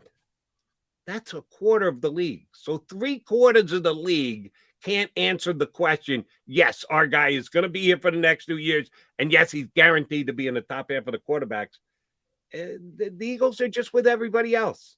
Any of those of you who are worried and sweating, how can we get excited? It's Jalen Hurts. We don't know what Jalen Hurts is going to be. Yeah, that's the league. I will say you're right for the most part, but that number is really small. There's a lot of there's a lot of qualifiers there. So, like Tom Brady. A lot of qualifiers there's too. Yeah, but I'm saying I'm saying the more important part to me is the playing standpoint. Like Tom Brady's top half of the league, right? You just got to convince him to keep playing. Kyler Murray's top half of the league. You just got to convince him to stay in Arizona. Lamar Jackson's top half. You just got to convince him to stay. Blah, blah, blah. Deshaun Watson, you talked about, he's going to be top half of the league. So to me, I'm just saying that part is weighted. I'd rather have the guy in the building and being worried about keeping him in the building than not having a guy in the building. That's my only point. So it's a little bit artificially low. I see where you're going. I agree with you for the most part. We had a couple differences, but not many. But the talent, I'd rather have the talent, and I know I have the talent, and I just got to keep him in the building. I agree. There are only two qualifiers, but there are qualifiers within the qualifiers, like a Brady. If he sticks around and plays 2 years, yeah, of course, he's going to be 2 years, plus he's going to be in the top 12. We know that, but we don't know it yet because he just came off retirement. I think Deshaun Watson's going to miss time. I think it could be a pretty big suspension. Time. Did you see what, and I know we're kind of comparing apples and oranges. Did you see what Major League Baseball did to the Dodger pitcher, Trevor Bauer? Yeah. 2 years. He got suspended for 2 years. And there's more smoke around the Deshaun Watson fire than there was about the Trevor Bauer fire. Yeah, well, baseball has a longer history of being, especially with PEDs, It's not PEDs we're talking about, John. No, I know, but overall they have a history of being harsher with penalties than the NFL. I mean, that would be out of character for the NFL. And the thing about the NFL is everything is far more, which is a surprise because you usually, when you compare football and baseball, you usually think baseball is the stronger union. Typically does, by far. But when it comes to penalties, it seems like the D. Smith and the football union have done a better job than the baseball one. I've never seen that kind of penalty. But if you're, I think, it's apples and oranges. You can't compare. I've never seen it in the NFL. So until the precedent is set, it's not even. I'm thinking 6 games at most. That's what I'm thinking. Yeah, I'm thinking it could be more like 8 or 10. It won't be Trevor Bauer like 2 years. We know that, but I think he's going to miss more than, or at least up to half. Well, I'm thinking 8. And now that it's the biggest season ever in the history of the National Football League, or the co-biggest season because they're going to play 17 games. It might. Well, yeah, but all right. So let's say it's 8. All right, then he's on the field in game 9. He's still 2 years. He's going to have played more than half. True. Yeah. All right. Another precedent we've said here on Birds 365 is we always learn something when Michael K comes on. Even if we have to go to wrestling, we'll learn something. Yeah. But K knows a little bit about football too. Michael K going to join us next here on Birds 365.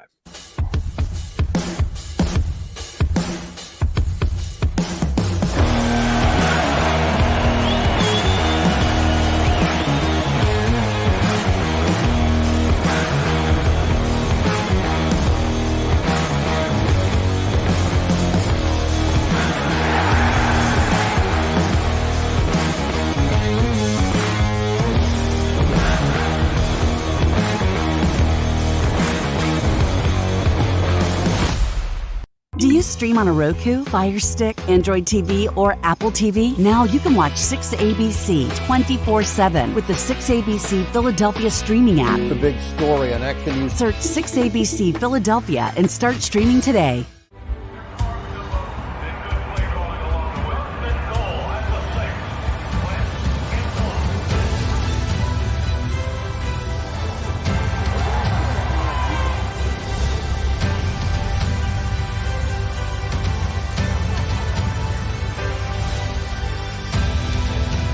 field of life, First Trust Bank is there for you.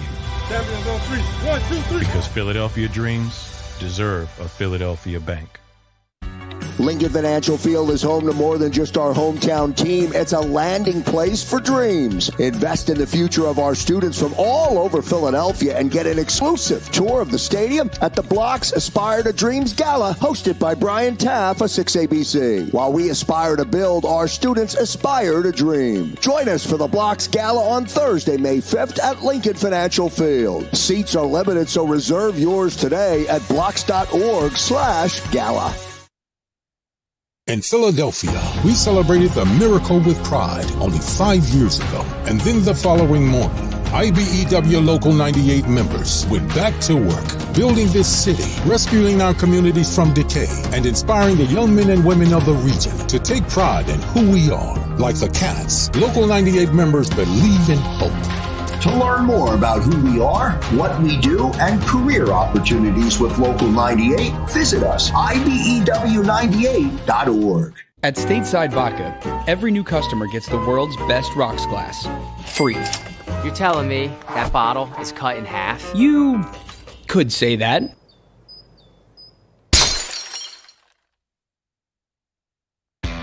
Go for the midnight dares. Go for the game. Go for the hits. Go for the fans. Go for the win. Go to Ocean Casino Resort. Book your trip at theoceanac.com.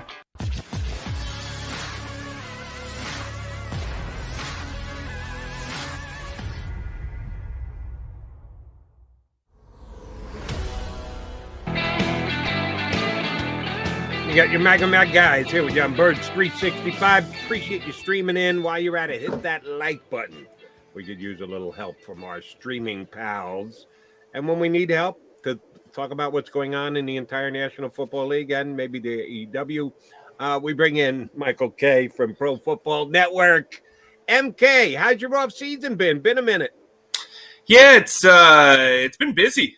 It's really been busy. I mean, obviously covering the whole league has been kind of a learning experience as we go along. But, John's seen me, I think, twice in the past week. So, I've been it's like old times. Yeah. And maybe there'll be some special stuff for Eagles fans down the road as well that we can't talk about, I guess, yet. But, it's been good. I'm happy to be. I was hoping to say something about that, but I'm going to keep that under wraps for now. I do want to direct everybody. Mike did a great piece at Pro Football Network where he was embedded with the senior director for Octagon Football, working the phones during day 3 of the draft, which is always interesting because you have undrafted guys. So really interesting look. Everybody should check that out at profootballnetwork.com. But let's start with the Eagles, obviously, Mike. Howie getting a lot of praise for day 1, loses a lot of volume in the draft, though. So there's still some needs out there, cornerback, safety most notably. But your thoughts about the Eagles draft? Yeah, I think day 1 was a situation where we know with Howie, if he really wants something, he will go up and get it. And I think that this was kind of putting a microscope on that. Let's start with Jordan Davis. So Jordan Davis, I had said for weeks that if they traded up for anybody, it would be within the top, it would be within that 10 to 14 range.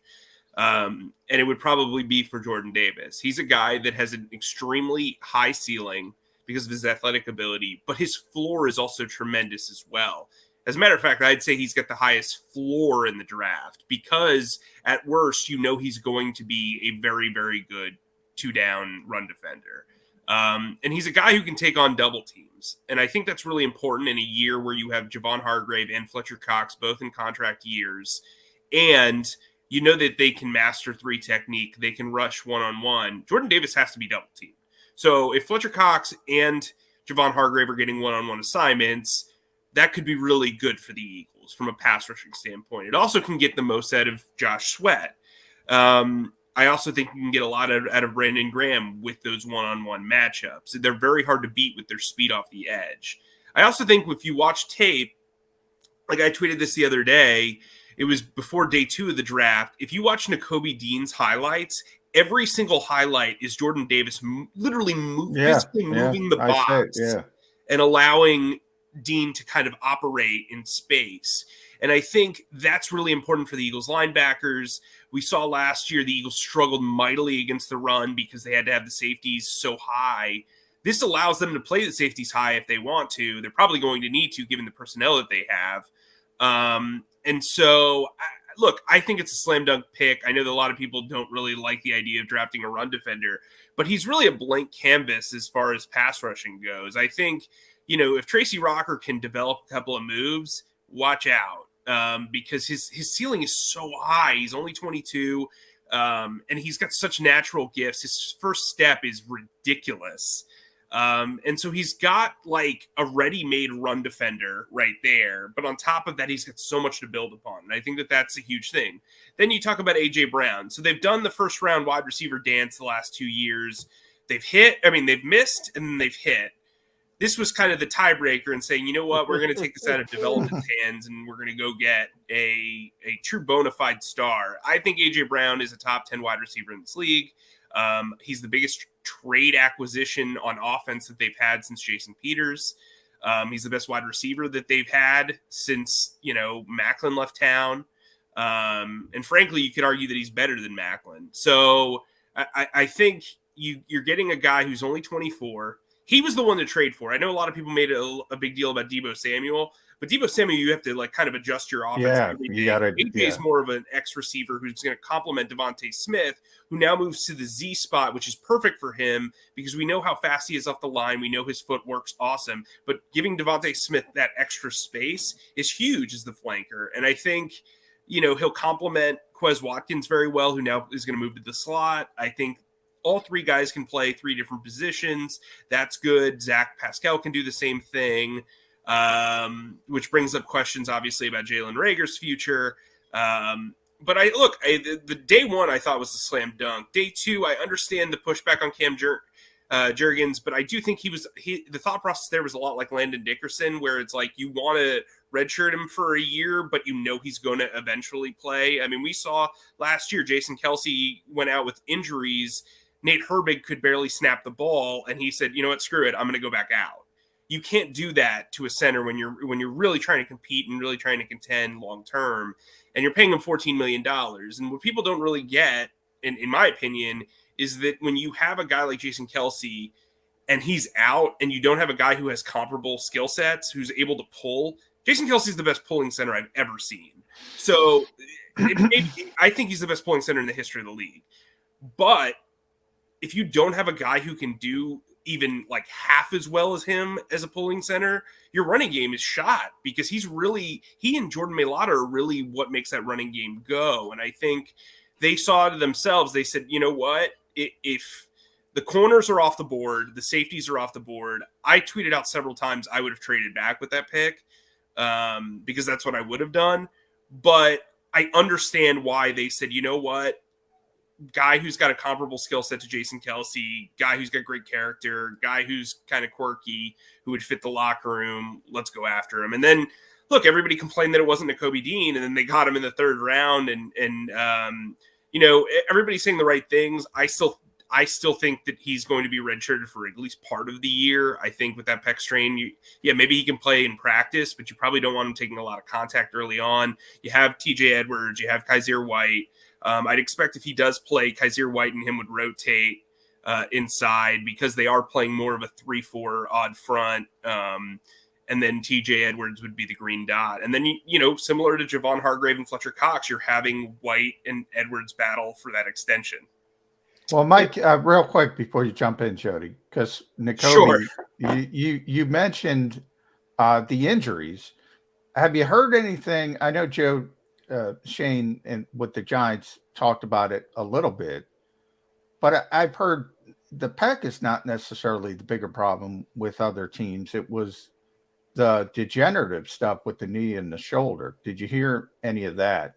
Yeah, I've heard that was more of the concern than the pec. I don't everybody has different it's tough with medical, right? Like, we're not in the room, and you don't want to just take what somebody says at face value with medical because they're not the doctor, right? So, I do think there's some long-term concerns, but I think it's similar to Miles Jack. Remember, Miles Jack had really bad knees, and he's gone out and played pretty well throughout his career. The Jaguars signed him to a long-term contract extension. He didn't miss a ton of time.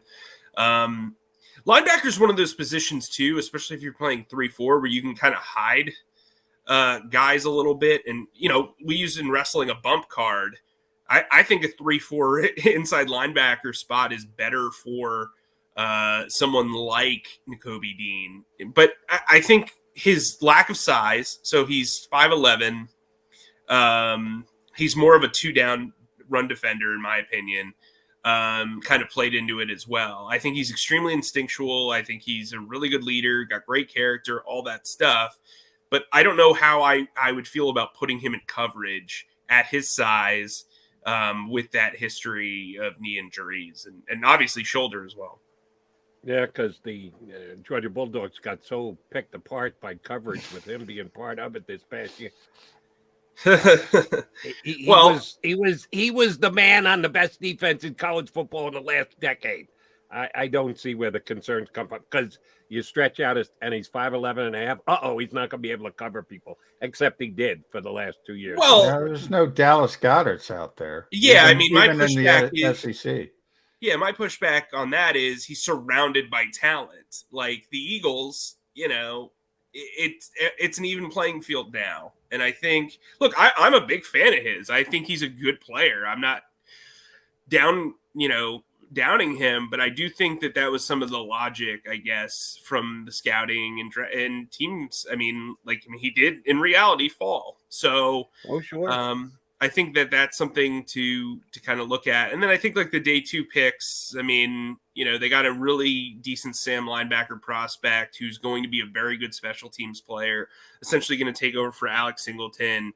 And then the tight end, scary history of concussions, in my opinion. But, obviously having that relationship with Hurts, it's worth taking a flyer. He's got, he's a little bit undersized, but a little thin, but I think he complements Dallas Goedert. I think he also complements, Jack Stahl. So that works. He's another guy to kind of put in that Tyree Jackson sort of mold. It's, him and Noah Togiai and Richard Rodgers all competing for that third tight end. Don't forget Richard. Richard's back. You can never forget. Yeah. Still on the roster. Really can't. And I'm with you on the Calcaterra thing because he actually walked away from the game. Nakobe Dean just kept making tackle after tackle after tackle, but we have concerns about his health as compared to Calcaterra. No, you're right about the tight end. Mentioned we're going to see more 3-4 looks with the Eagles in this upcoming year. Certainly, that's the precipice for bringing in a guy like Jordan Davis. Like, he's a true nose tackle. Like, you can use him as 1-0 technique. They're going to be a hybrid defense. That's what they're going to be. So you're going to see 3-4 looks. You're going to see 4-3 looks. There are very few teams that only run like one, an odd or an even front. But I do think you'll see a lot of 3-4 concepts. I think you'll see a lot of standing from the edge rushers, pretty much because of who they have here. Josh Sweat can play 3-4 outside linebacker. So can Brandon Graham. So can Derek Barnett, despite popular belief. You're going to want to have your best players on there. And the best way to do that is to, put Javon Hargrave and Fletcher Cox to the outside of Jordan Davis and then have, Josh Sweat and Brandon Graham rush. Like, you're not going to want to rotate that much. And when you do, it'll probably be on third down. I think this team wants to be as multiple as possible. And I think that's why you saw so much investment in the front seven compared to the secondary this offseason. All right, so let me ask you to make a little bit of a prediction here. Percentage of snaps. Hargrave, Fletcher, and the newest addition, Davis. Jordan Davis? Yes. Understanding health will dictate the number, but for the purposes of today's projection, what do you think their percentage of snaps is going to be on the field between those three guys? I think Hargrave will be in the 70s. I think that Cox will be in probably the 50 to 60 range, and then Davis will make up the majority of the rest along with Milton Williams. How much do you think Milton's going to kick outside? And we talk about there's a lot of depth on this defensive line now, Mike. And the fact that, there's a little redundancy now with Jordan Davis. I always say the dominoes fit into place because JG has wanted that 0-1 technique guy. Now you have J-Bond's a 3 technique, essentially. Fletcher's a 3 technique. Milton's a 3 technique. So there's only so many snaps. So if Milton's going to get considerable playing time, it almost has to be outside. But then you start talking about Graham and Barnett, and Reddick's here to rush the passer. I do think people get too caught up in 3-4 versus 4-3 because they want to be multiple. When Hassan, presumably Hassan Reddick's going to be the Sam linebacker on first and second down, so you're going to have 5-man fronts essentially. And then he'll be the edge rusher with Josh Sweat. Who's inside then?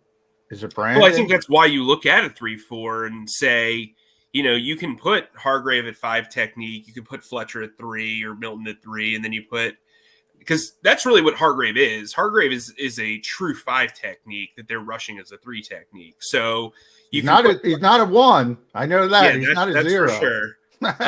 So you have these guys up front, and I think there's a reason why they didn't go edge rusher in this draft is they have edge rushers, right? Like, and if you're rushing from a 3-4, you're using Reddick as one of your outside rushers. So the rotation is really Josh Sweat, Brandon Graham, and Derek Barnett. It's not, Fletcher Cox, Javon Hargrave, Jordan Davis, Milton Williams. Those guys are going to be on the field. I think you want to be able to have as many, fireballs as Andy Reid would put it and just throw as much as you can. I think this is going to be a very package-oriented rotation. They're going to have specific situations that they want to use. And look, Gannon came in here. You and I both said it with this kind of defensive Sean McVay sort of vibe and being this creative guy. He didn't have the personnel to do that last year. Now he's getting a bunch of chess pieces that he can move. I think Hassan Reddick's going to be a massive signing for him and his ability to create and be different. I think Jordan Davis gives you a lot of opportunities to create one-on-one matchups elsewhere. And I think, overall their secondary isn't great. So the idea of just mixing and matching front 7 personnel has to, serve as the insurance policy for coverage. And I think that's what they're planning on doing. All right, Michael, you may have already done this for yourself. If you have, I'll be very impressed. If not, I'm going to ask you to do it off the top of your head. If there are 64 starting safeties in the National Football League, 2 per team, and yeah, I know, situational substitution. Some teams add more safeties because of pass coverage. Some pull a safety off, put an extra corner out there. But starting with the premise that everybody's got 2 starting safeties. So it's 1 through 64. Where would you rank Anthony Harris and Marcus Epps on that top 64 safety list in the NFL as of right now? Let's push it to 66 and say they're in that bottom third. Because it's not great. Look, I was impressed by Marcus Epps last year. I don't know if he's a full-time player, but he is a guy who can tackle. He's a guy who can cover. I don't think ideally you want him as your starting free safety unless you're the Eagles PR people. And I think, look, Anthony Harris was rough last year. I was truly surprised they picked him over Rodney McLeod, but I guess Gannon had to have his guy. They really need a free safety upgrade, and I don't know where that's going to come from. So it'll be interesting to see how that all plays out. Yeah, I think Marcus Epps is their best safety, which is good if you're a Marcus Epps fan, bad if you're an Eagles fan, because that's a low bar, as Jody would say. But and then we talk about corner. Darius Slay was out there, yesterday talking up Zach McPherson. He's ready. We heard that last year. Then 2 days before camp, here comes Steve Nelson, and he essentially never leaves the field. A lot of talk about James Bradberry up the turnpike. If the Giants do pull the trigger and release him, and it looks like they're going to have to release him, how quickly should Howie be on the phone trying to work something out with James Bradberry? Well, I think he's probably already done his research, right? I mean, when a guy's on the trade block and they've gotten the opportunity to seek out a trade, typically people talk, right? So to me, it's a matter of price, right? Like when we saw the Tyrann Mathieu price tag of 3 years, $33 million, I could have, if you would have told me that beforehand, I was like, there's no way the Eagles are in on that. Like maybe $8 million a year, which is what the deal. What I said, $8 million. See, yeah, great minds, Jody. Great minds. They just don't pay premiums for safeties. That's just not something they do. They let Malcolm Jenkins, who was the best safety that they'd had since Brian Dawkins, leave because they didn't want to pay $11 million. So you think the whole they were close on Marcus Williams thing is BS? No, that's a close. completely different story. He's sub 28. So I should have said that. They do not pay people over veteran 28. guys. Yeah. Over a certain They do not age. pay people over 28. Their sweet spot is 26 to 27 off the first contract. Marcus Williams is an outlier because he is so young still. Okay. So yeah, I think Bradberry's a guy that makes a lot of sense, especially if you can get him long term. Because if you feel like Darius Slay has 2 more years in him to play at a high level, you want that covered. Also because you're developing a lot of young guys behind the scenes. I like Zach McPherson. I think that he's a good player, but I also don't think, again, it makes a lot of sense to like put all your eggs in one basket on him. I think all the flyers that they accumulated last year with Kerry Vincent and Tate Gowan and Mac McCain, cool, that's awesome, good for them. But you've got to kind of see them in action. They haven't even had a training camp here yet. These guys are all acquired post-training camp. And they didn't play a lot. So you're still kind of figuring them out. And they were all late round picks. It's not like they were like all of these guys were day 3 picks or an undrafted free agent in Mac McCain's case. So I think they need to figure that out this summer. I don't think they need to sign a guy prior to training camp, but I do think they will. A guy that makes a lot of sense to me as kind of an experiment is Kevin King, the former Packers cornerback. He played free safety at Washington, and I always thought that was a better position for him because he's 6'4", and it's tough. That's too tall to be a corner. Yeah, it's tough at corner. Like, Richard Sherman's a unicorn, but he makes sense as a guy. The Eagles like safeties with cornerback backgrounds. He'd make a lot of sense as a free safety, especially if they wanted to move to a more single high look. Now, Jody brought up Chris Clark the other day, which because the Ravens got Marcus Williams, they drafted Kyle Hamilton. So if you're looking on the trade market, what do you think of that name? I will tell you this. It's something that the Eagles have explored. I don't know if it's a doable situation, but it is something that they've looked into for sure. I think that when you look at the Eagles, know what's going on at safety. It's just like, you want Jalen Reagor to be part of the team. Like, come on, guys. We've been watching Howie Roseman operate for over a decade here. Like, wise up. Now, there's certain things that I do think I think sometimes Howie says stuff that seems ridiculous, but it's actually true. And he knows that his reputation will make you say, no, there's no way that's true. You know what I mean? But he's very good at his job. And I think as far as leaning on the public narrative, and I think they're not done. They aren't done.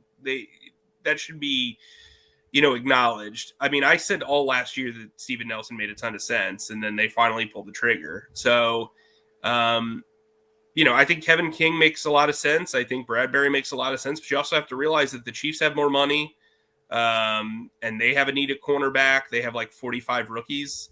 at the position. The Bengals could use an upgrade at cornerback as well, and they have more money, and they just are coming off a Super Bowl. So, I mean, I think... All right, I'm going to throw another name at you because I just thought of it because you said the Bengals. And Jonathan Gannon, history, injuries recently. Trey Waynes, who's a former first-round pick in Minnesota.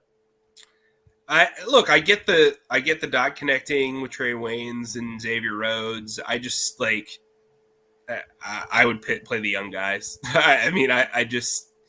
I agree on Xavier. Xavier's shot, but Trey's a little bit younger. But I don't. Yeah, Trey. I mean, look, Trey can play. I would have him compete. I wouldn't sign him for more than $3 million.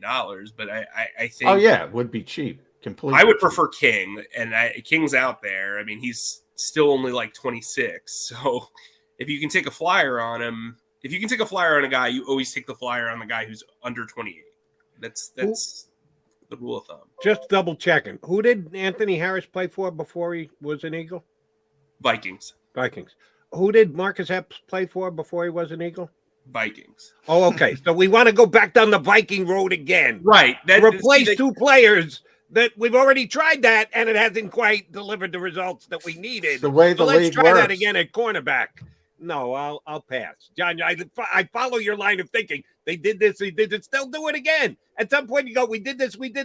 Oh, shoot, the results well, they love Marcus. Let's not do that again. They love Marcus, and they like Anthony better than we like Anthony. I'll tell you that. Okay, well. Which I mean, they like Anthony more than anyone likes Anthony. And Anthony's a really good dude. He does great stuff in the community. Great dude. But there were times last season, especially early, where he looked like a linebacker playing corner. You know what I mean? It was like, that was rough. I mean, he got better as the season went on. I thought he closed pretty well. But, I thought that they needed a full-on oil change at safety. I thought they would actually bring back McLeod. They ended up going with Harris.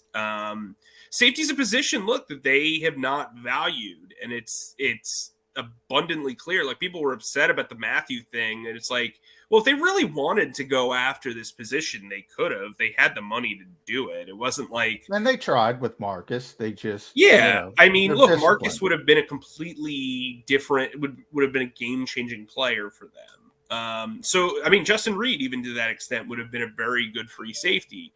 But money and wins talk, and roles talk. I think when you look at the Ravens and their history of usage with... Harbaugh's been around for a really long time.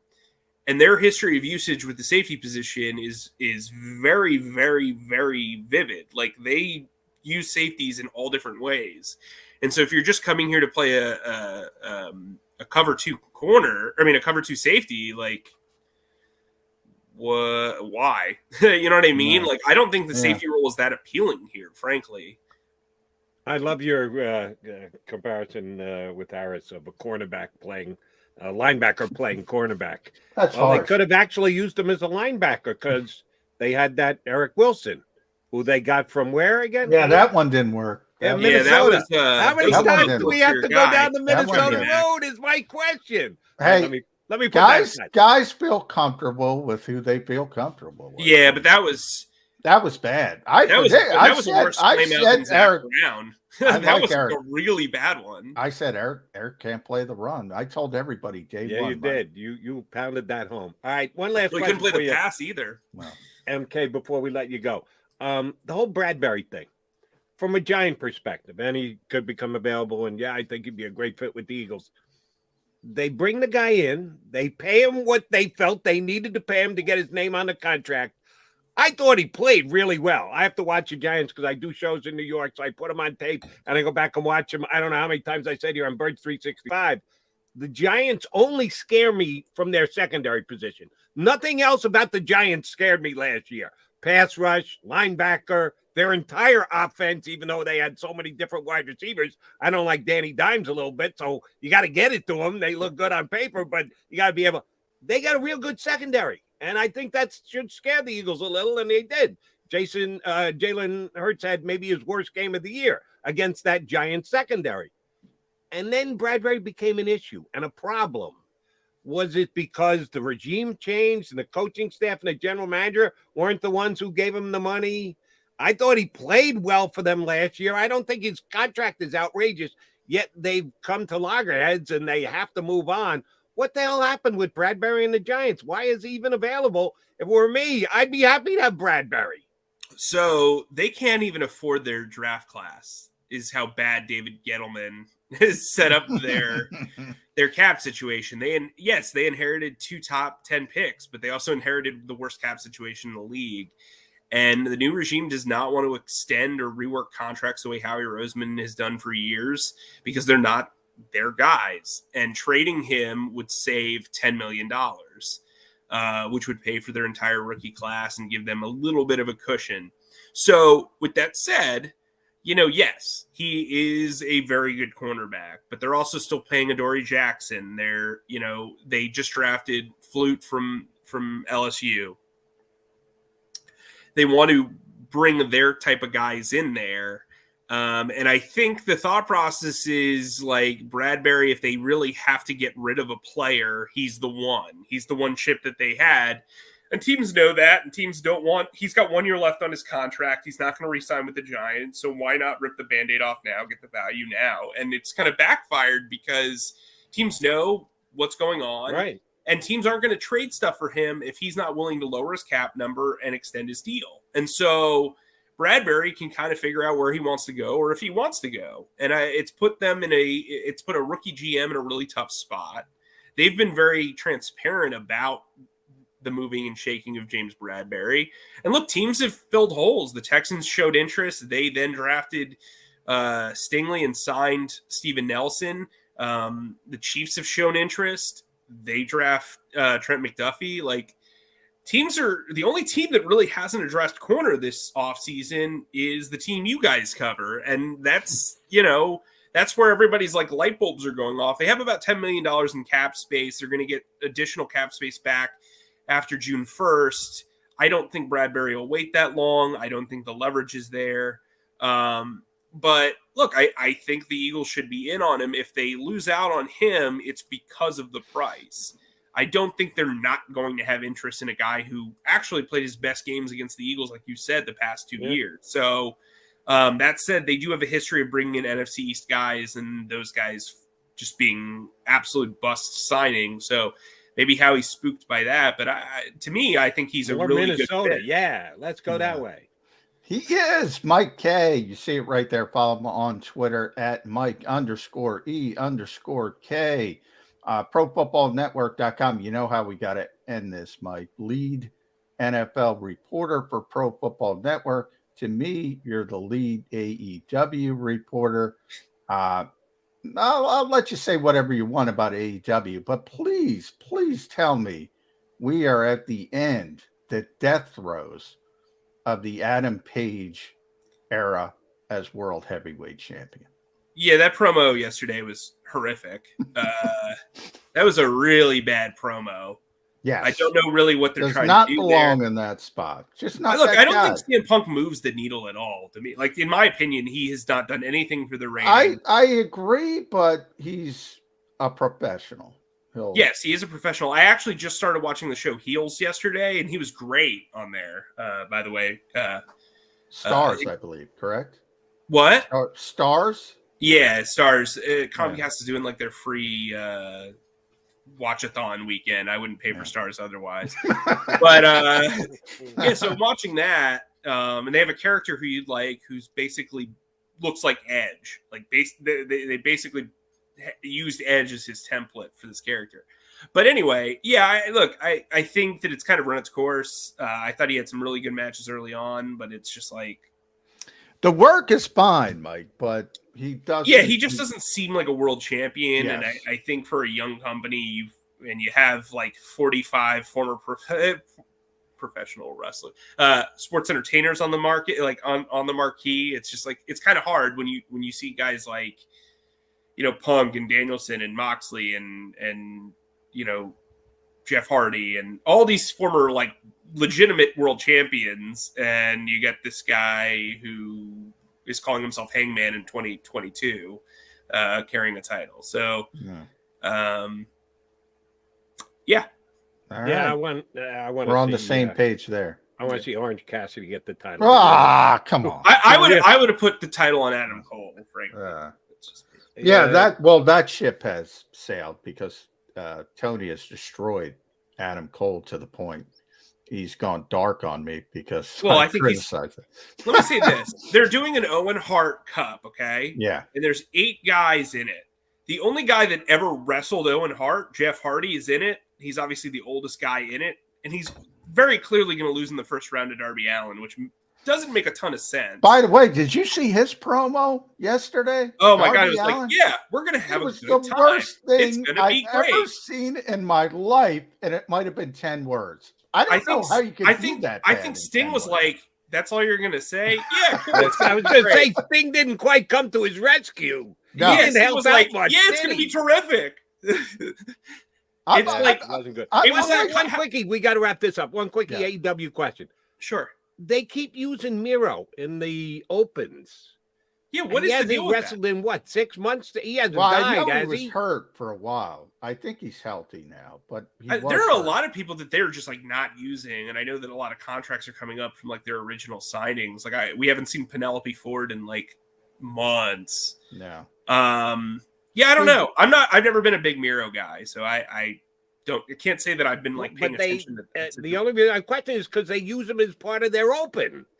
And I get it. I get what you're saying. We don't know if he's ever going to wrestle again. Tony's got too much to do, man. I could talk about that Sting Darby promo for like my God. an hour and a half. I can't even how you can get across in 10 words something so horrific. I think it's a talent in its own.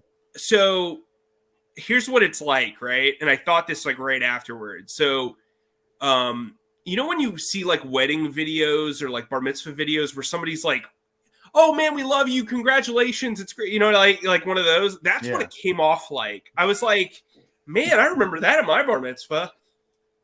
Like, we love you, you know, sort of like, yeah, it's gonna be such a great time, thanks for having us, guys. Like that's the way that promo came off. Wow. Yeah, it's supposed to be better anyway. than that. Yeah. Agreed. Michael K, always a pleasure, buddy. Thanks for hopping on.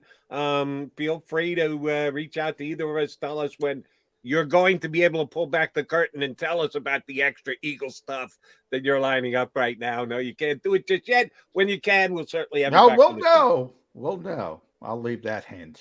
We'll know. All right. You'll know. I'll keep you in the loop. Yes, please.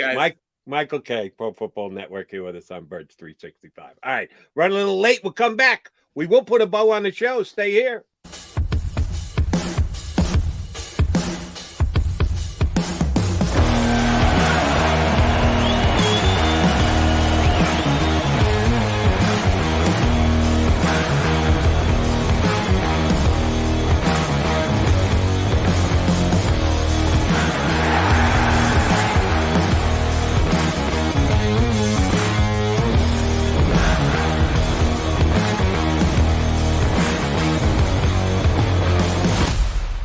Do you stream on a Roku, Fire Stick, Android TV, or Apple TV? Now you can watch 6ABC 24/7 with the 6ABC Philadelphia streaming app. The big story on Action News. Search 6ABC Philadelphia and start streaming today.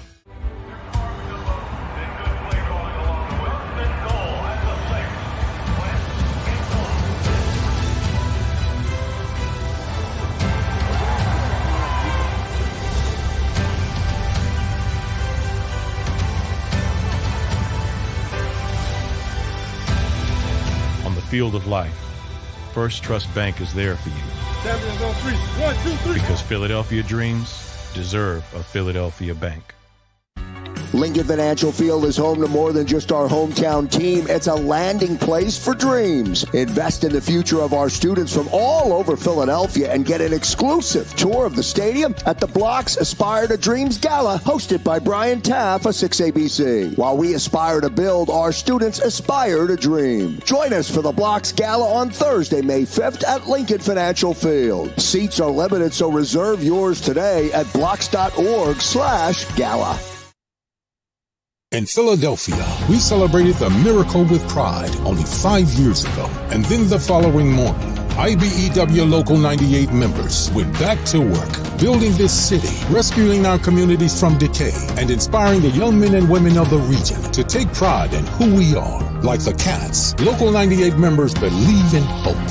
To learn more about who we are, what we do, and career opportunities with Local 98, visit us, IBEW98.org. At Stateside Vodka, every new customer gets the world's best rocks glass, free. You're telling me that bottle is cut in half? You could say that.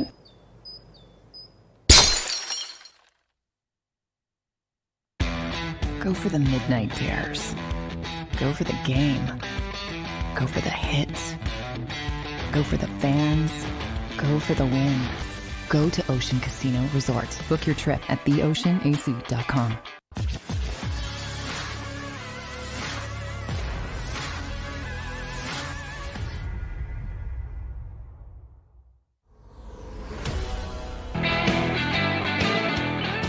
We only got a couple of minutes left here on Birds 365, your Mac and Mac guys.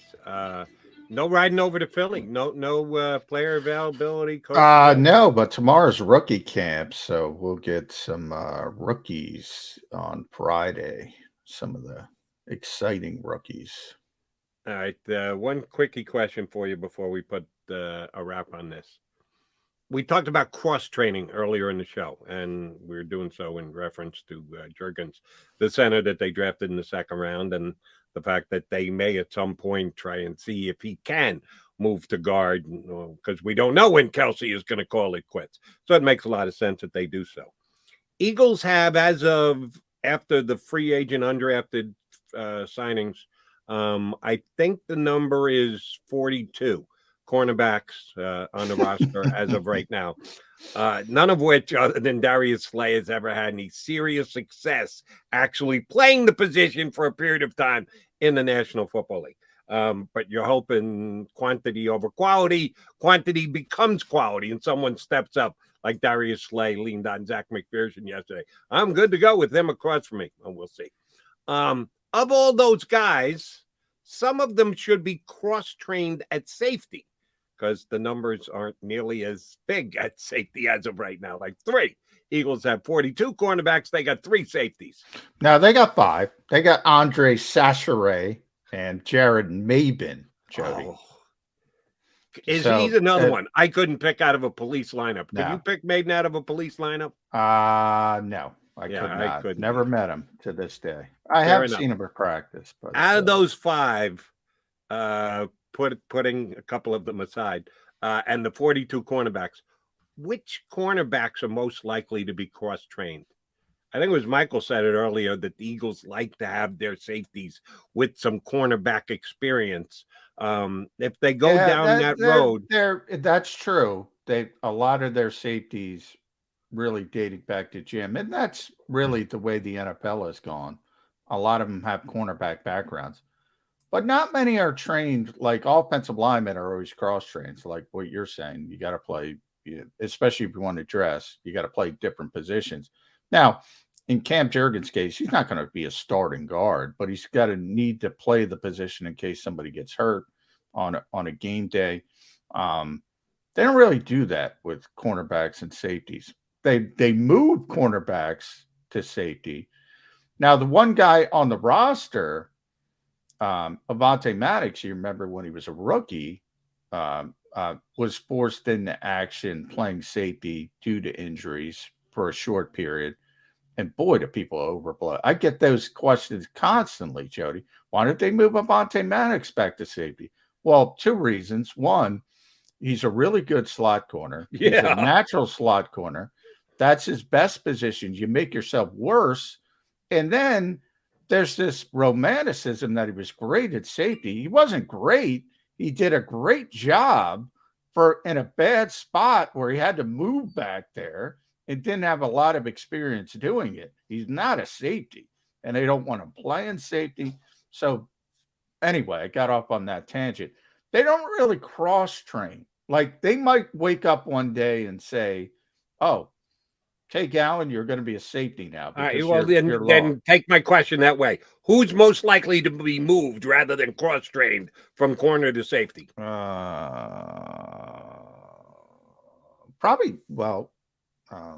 he's already there. Andre Sacheret was a cornerback who is now a safety. They don't have here's why my answer is nobody, because they don't have anybody locked in a corner. Like, they have to have Tay Gowan pushing Zach McPherson. Like, that's the goal. Like, if you can't get a James Bradberry, they hope to get, I think they're going to get somebody in here. Might not be James Bradberry, but some kind of veteran. If they don't, they need Tay Gowan to push Zach McPherson. They need like a safety net. They don't really have anybody that they can do that with. But the guy who could do it best is probably Avante, because he's already done it. Right. And then I'm with you with what you said prior to. He's the best. He's not only their best slot corner, he's one of the better slot corners in football. Yeah. I think he's proved himself to be that. Why the hell would you want to move him? Yeah. No, you've got a position covered. Don't uncover it. Yeah, they don't. And from a physical standpoint, I guess it would be Gowan because he's long. But they're not moving any of those guys. Okay. I'm just trying to put out a helpful hand for Eagle coaches. Jared Maiden, former Alabama safety. There you go. He's on the team. Again, I'd like to be introduced to him because I couldn't recognize him. Partner, we did a good show today. Thanks to Michael K. and Jeff Kerr. They were good. We've got our buddy from Delaware joining us tomorrow. Or is it Delaware County? I always move Delaware County. No, Martin's Delaware. He writes for Delaware, but he lives in Delaware County. Yeah, he lives in Pennsylvania. Yeah. I don't know, because I'm not good with what I'm pretty sure. I'm a Jersey guy, so I'm not sure. I think he lives in Delaware. And the thing with Martin Frank is, if he's in Delaware County or Montgomery County, he can just run to the other county. It's not a problem. Put on his sneakers. Yes, and he can. He can run that far. So horse. He'll run in draft and then doing the Broad Street run. We'll talk about that. He'll run in with us tomorrow. So you want to be right back here with Birds 365 in 2 and 2. You've been listening to Birds 365, the destination for the passionate Eagles football fan who bleeds green. If it's Eagles football, we're talking about it. Debate inside the locker room and guests that are some of the greatest football minds from around the region. We hope you enjoyed the show. We know we had a blast. Make sure to like, comment, and subscribe, and we'll be back soon. But in the meantime, hook up with us on social media at JAKIB Sports. See you next time on Birds 365.